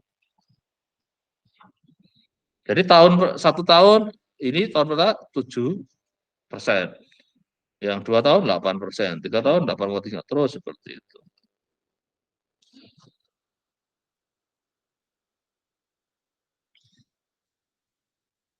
Nah, ini ada kaitannya dengan bond yield. Kan 6.1 rumusnya apa ini? Harga obligasi. Tapi kenyataannya kan apa? Memangnya yield obligasi tahun pertama, tahun kedua sama terus apa tiap pembayarannya? Kan enggak kan? Jadi makanya lebih pas gunakan apa? Spot rate di sini. Jadi rumusnya jadi 10.2, bukan 6.1. Karena kenyataannya apa? Yieldnya kan enggak tetap sepanjang, apalagi sampai yang 10 tahun itu. Tiap 6 bulannya mesti ada dinamika di sana. Nah, kurva yield biasanya gambarnya kan lengkung, tidak flat itu. Ini jadi nanti pakai rumusnya adalah 10.2 kalau berurusan dengan yang apa? Ada melibatkan spot rate. Jadi ini ya spot rate ya, 1/1, 1/S2, seperti itu. Ini kalau yang ingin menghitung P1 berarti sampai sini. P2 ya sampai sini. P3 sampai sini. P4 sampai. Berarti ada PK itu.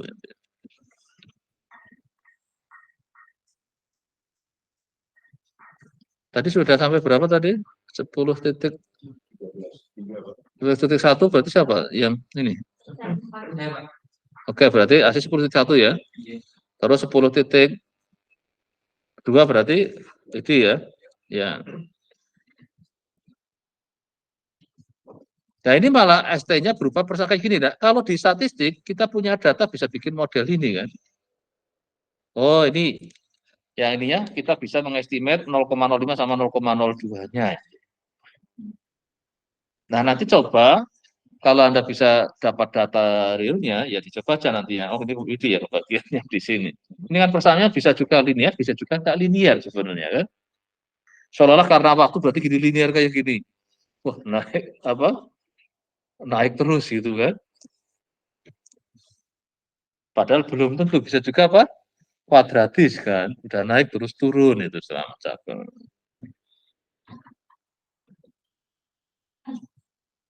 Berarti saya cari contoh yang berhubungan dengan Iya, kalau bisa dapat ini mungkin persamaannya nggak linear bisa juga kan. Kalau ternyata gambarnya kelihatan linear ya bolehlah terapkan ini.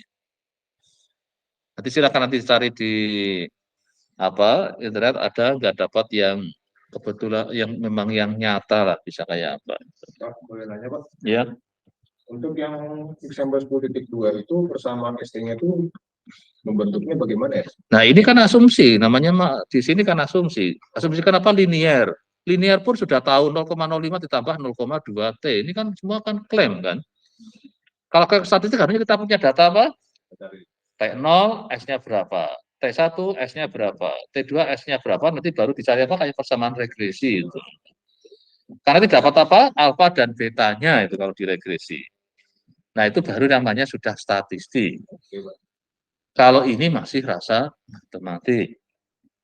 Dan rasa kan bedanya matematik statistik kan. Jadi di matematik nggak ada data, tapi jarang melibatkan data langsung di ini aja kayak misalkan ini kan. Ya sudah mencoba melihat adanya perbedaan tadi masih membuat klaim bahwa persamaannya itu. Dapatnya dari mana? Maka dari pertanyaan kan. Ya nanti carilah data, nanti kita bisa lihat kalau bentuknya memang linear ya boleh linear. Nanti diestimate pakai metode kuadrat terkecil kan kalau di regresi itu least square method itu. Pak, boleh nanya? Oh ya tadi nggak jadi Pak, maaf Pak. Udah. Nggak jadi Pak. Oke, ya sudah. Jadi nanti ini hanya kontekstualnya kalau bisa dapat, tapi kalau nggak dapat ya sudah. 10.3 siapa berarti ini? Oke, ini apa di sini 10.2, tapi apa? Dimodifikasi apa di sini?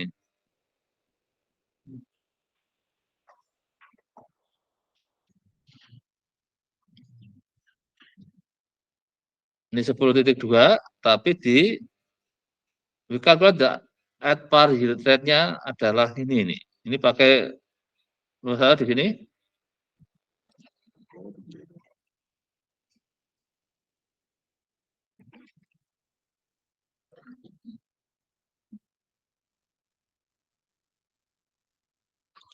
Terus 10.4.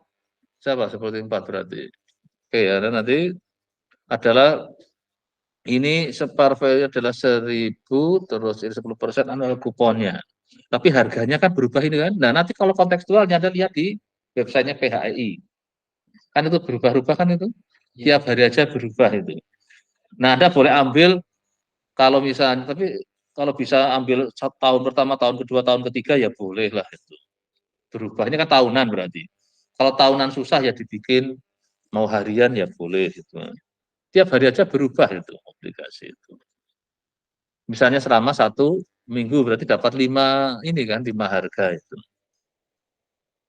Nanti hari pertama, hari kedua, hari ketiga, hari keempat.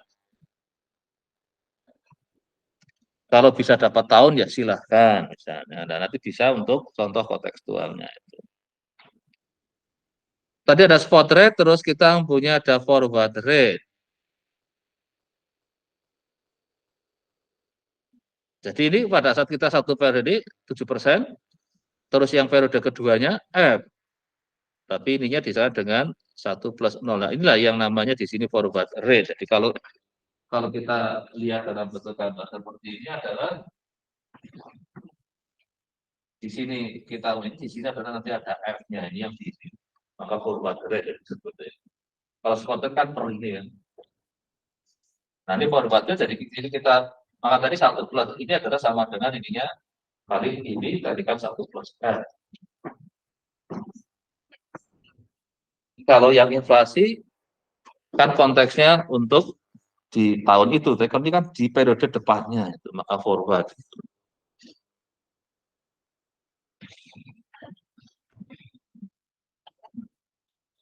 Nah, maka kadang kita bisa nyatakan F0 sama saja dengan S1, terus kita mempunyai ada S1-nya 0,07, S2 0,8, maka kita bisa bikin F0, F1.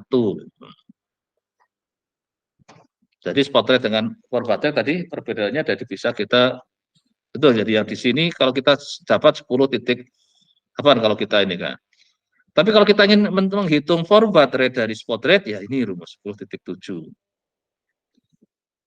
Tapi kalau dari forward rate untuk menghitung spot rate, ya ini bisa dibolak-balik tadi antara spot dan forward. Ini siapa yang kebagian ini contoh ini? 25 berarti siapa ini? Tadi sampai siapa? Oke ya, nanti silakan di ini kan ya. Dari spot rate mencari forward rate atau sebaliknya dari forward mencari spot rate. 10.6. Nah, ini adalah dari forward rate mencari spot rate. Kan cuma dibalik ini aja. Nanti di ini pakai Excel, dipakai yang Google Sheet boleh lah itu. Mungkin lebih mudah. Kalau pakai R pun sebenarnya juga sama mudah. Malah bisa manfaatkan apa? Pakai perintah for kan. Jadi lebih pendek kok kan. Karena dia kan oke.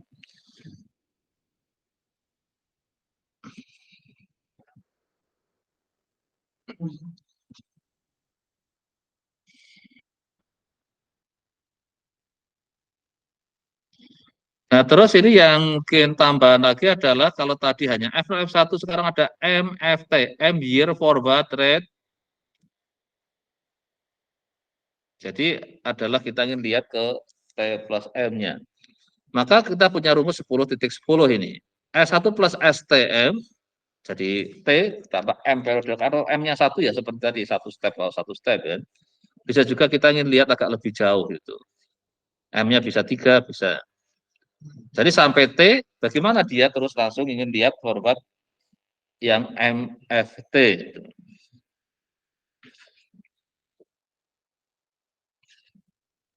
Jadi forward rate over period other than 1 year. Jadi kalau tadi kan 1 tahun. Jadi boleh sampai M tahun. Nah, ini persamaannya 10.10. Nah, yang kebagian ini adalah ini ya, contoh 10.5 ya ini.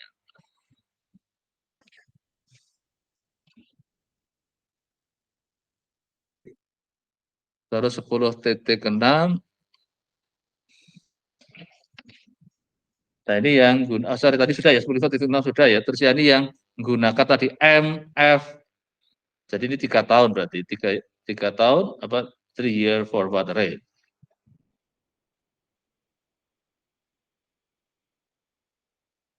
Ini spot rate dari yang 10.5 tapi untuk menghitung 3F2. Terus seperti kemarin ini sekarang kita untuk mencoba menghitung apa harga obligasi. Menggunakan apa? Forward rate-nya.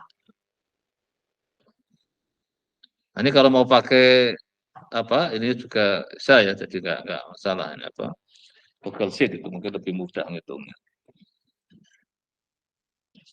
Terus 10.9 ini tentang menghitung present value pada konteks forward rate ya.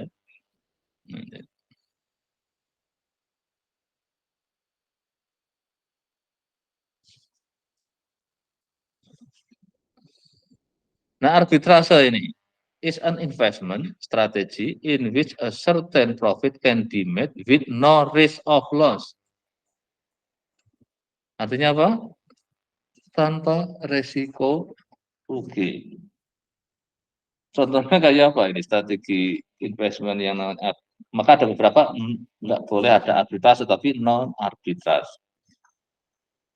Contohnya kejadiannya gimana?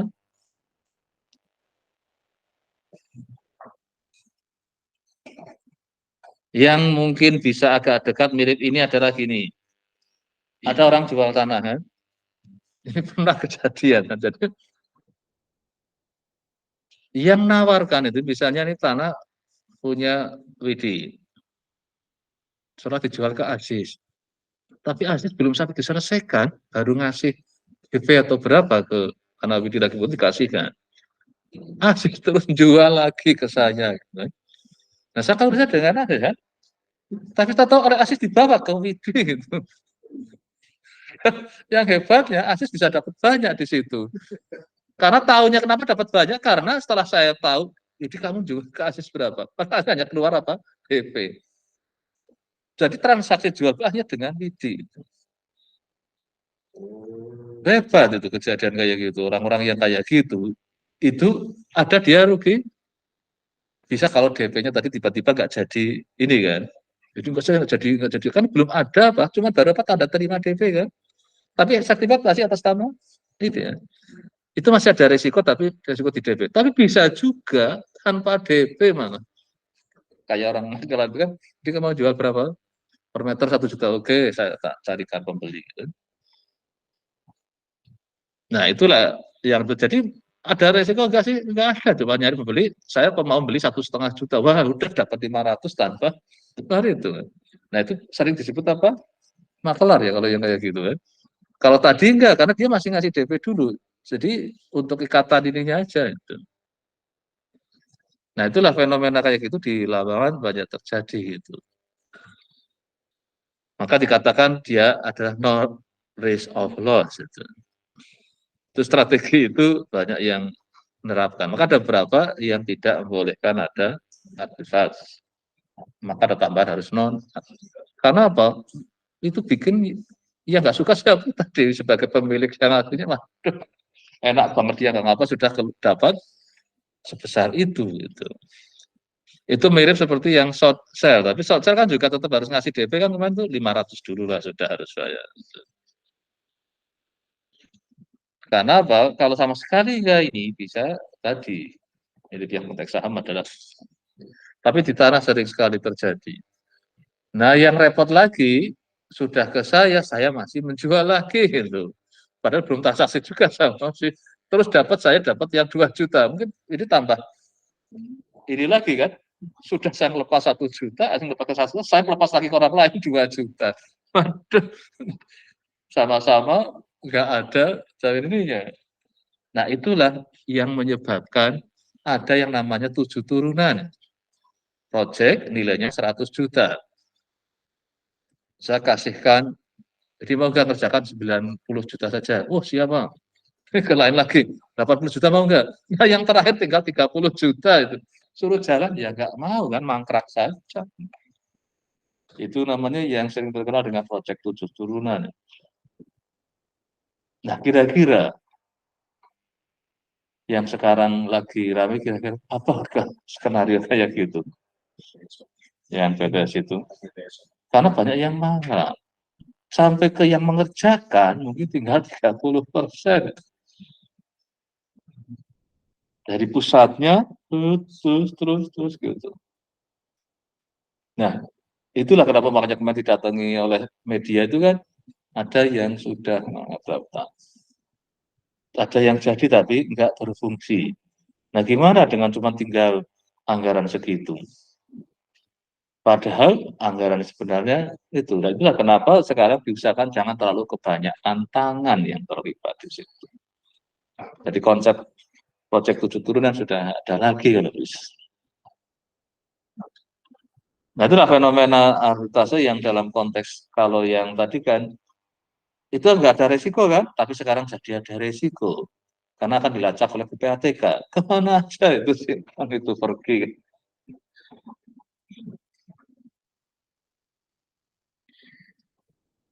Oke, 10-10 ini ya nanti tentang obligasi lagi. Jadi di sini apa? Apalagi di sini. Kalau ada obligasi yang 2 tahun. 10 pound, ini dari yang contoh 10.4, jual dengan 1036.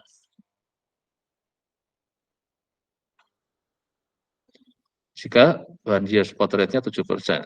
Dan the 2 years spot rate-nya 8%.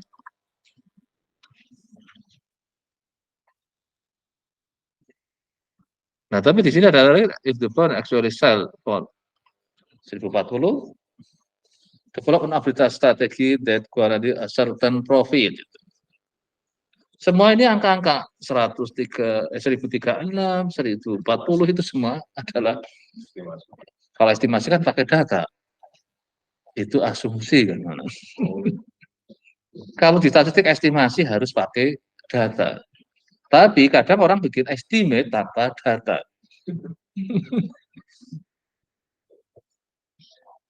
lebih baik nyebutnya adalah asumsi. Gitu. Karena prediksi statistik juga harus pakai model mestinya. Mau pakai time series, mau pakai kan memprediksi, memforecast. Lebih baik kalau saya nyebutnya asumsi, asumsi aja harganya jadi depan dijual sebenarnya adalah 1040. Karena di sini frame waktunya sebenarnya harusnya ada kan 2 tahun kan. Dia akan jual dengan itu. Tapi asumsi spot rate-nya aja sudah asumsi lagi kan itu 7%, 8%. Itu adalah juga satu asumsi lagi. Nah, kalau kita bisa dapat yang lebih ini seperti apa? Nah, inilah yang nanti masuk wilayah kalau kita mempunyai data obligasi 2 tahun biasanya kalau kita ingin spot rate-nya berapa. Ini 10-10 berarti siapa ini? Oke ya, nah. Mana dulu ya masih ya. Ingat urutannya nanti ya. Nah, sekarang mulai masuk ke continuous model. Jadi, kapan kita bisa punya 10.11? 1 plus ST pangkat T sama dengan E pangkat T lambda. Ini seperti apa yang diberikan untuk kalau kita masuk ke area continue. Jadi yang 1 plus itu jadi E pangkat. Itu. Nah, kalau sudah masuk ke continuous, jadi di sini apa? Ada dekal, ini salah satu yang ini kan kita mempunyai adalah kayak rate-nya. Kalau di sini kan apa? S kan di sini, jadi lambda. Akhirnya model apa di sini ini? Yang 10-18, namanya persamaan diferensial apa namanya? Ya, apa? Diferensial, saja persamaan diferensial kan. Nah, itulah yang nanti di situ melibatkan model-model tadi untuk kasus. Jadi pada saat time-nya sudah dianggap adalah continue. Nah, ini jadi persamaannya ini kuadratis ya lambda. Ini juga asumsi lagi. Ya, gimana? Ini yang bersama 10-18 ini berarti lambda T sama delta T itu semua fungsi dalam T ya Pak? Iya, jadi dia terpengaruh oleh T. Itu sudah mulai yang masuk wilayah yang ini tadi, yang ada T-nya itu, yang sana itu. Jadi ini kan lambda T sekarang kalau contohnya di sini kan sebagai apa ini? Fungsi dari T kan? Nah kan sudah masuk wilayah di sini kan? Ini lokasi. Tapi yang sederhana kan masih karena apa? Sudah ada modelnya di situ apa? Kuadratis kan itu. Nah itu juga sebenarnya kalau kita punya datanya antara rata-rata T dengan lambda T, kita bisa bikin estimasi regresinya kan. Ini namanya regresi apa? Polinomial derajat 2 ya, saya disebut regresi polinomial kalau derajat 2 kayak gitu. Kalau derajat 1 kan regresi linear sederhana masih. Ini yang kuadratis itu. Maka bisa melakukan hitungan ini kepentingan untuk sampai melakukan 2F3 tadi apa? Kita di T3 forward 2 tahun, 2 periode ke depan.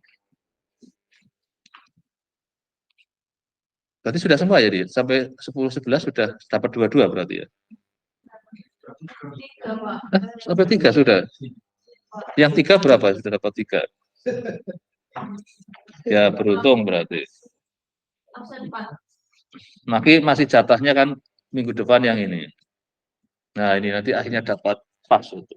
Tapi nyambung ya besok ya. Oke. Ini untuk jatah kuliah terakhir nanti. Karena yang bab 12-nya nggak saya berikan itu. Nanti ada mata kuliah sendiri yang bicara tentang opsi pemodelan finansial. Jadi modelan finansial, opsi dan finansial. Jadi modelan finansial kan sering saya juga ada. Tapi kemarin saya nggak tahu kalau tadi kan barusan saya rapat penentuan mata kuliah untuk yang semester depan. Kan karena dosennya lagi masih susah, jadi saya tadi ada pilihan apakah mau ngeluarin yang statistik atau yang finance. Saya nggak tahu kalau yang minat finance-nya lebih bagus, bisa juga saya tukar itu. yang ingin ke finance ada berapa gitu kan. Karena yang finance kan butuh modeling finansial. Modeling finansial berarti wilayahnya yang tadi itu, yang sana itu. Nanti sama opsi biasa pasang. Dan ini nanti ke sini, stochastic approach. Tapi ini kan di konteks ini kita biasanya nggak sampai sini, sampai hanya bab 11 saja. Gitu. Tapi karena kita kan lagi, ya dosennya kan sementara lagi masih habis, jadi sementara yang baru bisa itu kan belum boleh lagi ya. Jadi ini baru pulang yang S3 secara apa administrasi juga belum bisa. Jadi akhirnya tadi saya pilihannya para yang ngeluarin finance-nya atau ngeluarin yang statistiknya. Tapi kita ada pilihan yang modelnya dulu kan berapa? 5 Pak ya? 3 Pak. Yang dulu 3 ya? 3 Pak. Saya, Aziz. Nah itu kan jadi terus finance juga.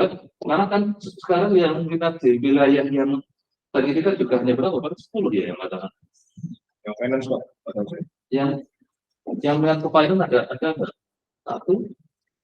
Saya ke statistik Pak. Statistik itu cuma satu. Karena ada pilihan rancangan percobaan model ini ya, atau tentang obligasi, model obligasi atau modelan finansial. Nah itu, saya harus pegang kan sama mungkin pegang bahkan itu kan juga pegel juga. Karena terasakan yang ini kan saya jadi model keuangan, resiko multiple kan 3 ya lumayan pegel juga. Nah, yang kebetulan dapat sebenarnya udah bayar kan ini ya. Kebetulan dapat ngambil tiga-tiganya itu tadi. Jadi yang biasanya ini kan kaitannya ke yang minat ke keuangan sama aktuaria memang perlu yang ini materi ini. Kaitannya kan tapi diborong semua. Jadi mau statistik juga keluar jadi aktuaria kita misalnya. Maka akhirnya pening sendiri. Terus resiko kan untuk yang minat ke aktuaria sama keuangan bisa juga untuk minat keuangan sendiri. Jadi yang ingin masuk ke apa istilahnya bank, pasar modal kan sebenarnya bisa ini, tapi ke yang aktuaria juga begini ya. Kalau dari resiko lebih untuk ke yang non bank, yang ke aktuaria. Nah kalau multivariate itu kan yang statistik. Jadi makanya ngambil 3 jadi siap untuk ke jurusan mana saja. Kalau teori stokastik, masa depan dibuka stokastik. Proses stokastik ini tadi nggak ada ya. Kalau bukan jadi saya juga pada suka apa akhirnya ingin yang satu belum diaktifkan karena mama rancangan percobaan mama nggak muncul. Karena rancangan percobaan juga penting karena kita banyak sekali melakukan eksperimen. Ya tadi kalau eksperimen bisa berupa kayak tadi ya. Kita bikin apa mau tidak berapa pilihan lah gitu kan. Sebenarnya sebenarnya kita melakukan eksperimen kembalikan kayak itu. Kalau waktu ini Pak, selama monitoring waktu Ini tadi juga ini memang agak susahnya kalau bisa di karya supaya cukup kebutuhan ya, tapi saya kan enggak jadi tadi putusannya sebenarnya enggak lah, saya sebagai laboratorium kan yang harus mutusin saya udah betul gitu. Jadi akhirnya ya sementara saya putuskan mungkin ini kan sebetulnya saya ya baca dua terus model besok yang ini saya kembali ke yang kata model karena modelnya juga penggunaannya kan cukup penting juga sih. Terus akhirnya kemudian turunkan juga yang rancangan percobaan yang sudah cukup lama di S2 istirahat. Walaupun saya nggak tahu yang melihat kesana kan memang agak dilemanya memang pilihan statistik cukup. Padahal kan harus tersebar di berbagai ini kan.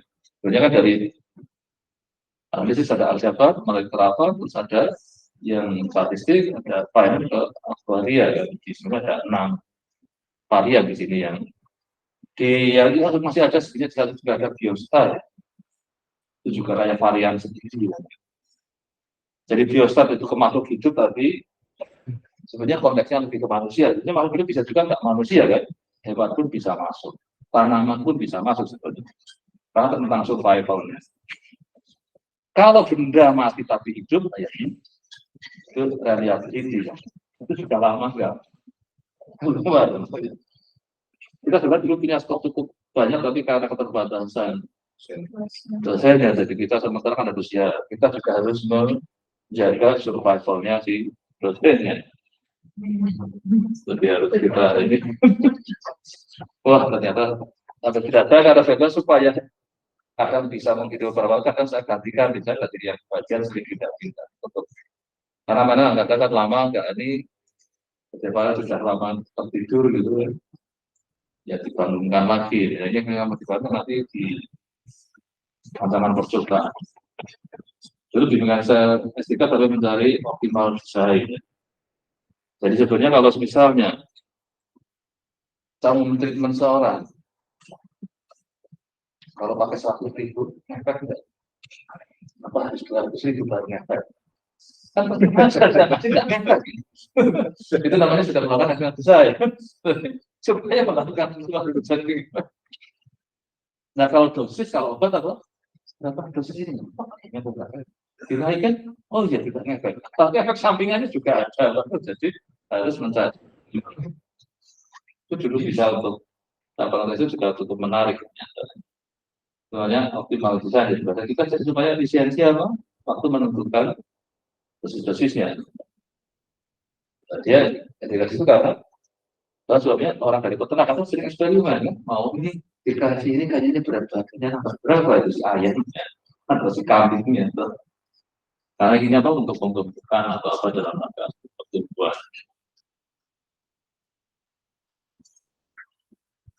Karena saya lebih senang kali-kali karena kita jadi ingat kembali karena nggak lama daripada juga ya kita nggak. Oke, jadi untuk yang apa bab tentang di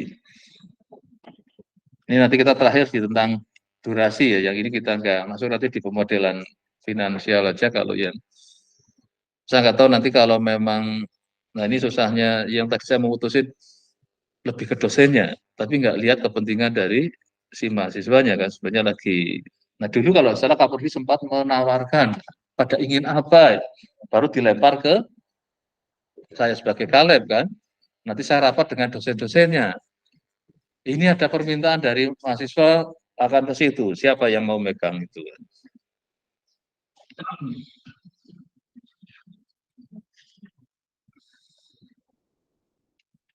Oke, sampai sini mungkin ada yang tanyakan? Ada cukup dari Berarti persamaan yang tadi Pak, ya. Persamaan ST tadi itu bisa diregres ya Pak ya? Ya, jadi sebenarnya ST sendiri bisa kita cari kan. Tidak harus sudah jadi linear atau tadi kuadratis, itu kan klaim, asumsi lah sama kayaknya. Saya bisa aja kita lihat ya dari datanya aja kayak apa gitu. Biarkan dia membentuk ini kayak jet curve itu. Obligasi juga sebenarnya bisa aja. Sampai ada yang ngembangin Nelson Sigel Svensson itu kan orang yang menemukan dia mesti berdasar dari apa? Lihat pola yang ada yang pakai apa kubik spline, pakai ini ya karena mereka ingin mendapatkan sesuatu yang realistik kan, yang sesuai dengan realnya. Nah, statistik kan berusaha bekerja di wilayah itu gitu. Nah, tadi di sini kan langsung membuat klaim kan ini. Nah, ini kan klaim ini. Memangnya kuadratis. Ditambah lagi angka ini tidak keluar lagi ini. Itu kan jadi suatu klaim atau asumsi gitu. Ya yang penting untuk contoh berhitung dan jadi hanya gitu. Tapi belum tentu realistik sebenarnya. Maka sering saya namakan dengan mau dikatakan tugas realistik lebih baik apa? Tugas kontekstual kita lihat ini. Maka dulu di matematika ada namanya matematik realistik. Pernah dengar? Sampai ada komunitasnya, matematik realistik Indonesia MRI. Berarti selama ini matematik kadang nggak realistik kan? Walaupun beberapa ilustrasi di buku matematik sudah berusaha kan? Nih beli ini harganya sini, beli ini hanya jadi habis berapa? Nah, itu kan sama. Jadi kalau sudah nggak ada yang tanyakan, mungkin hari ini saya akhiri. Terima kasih. Jadi saya kira di kuliah terakhir kayaknya minggu depan ya di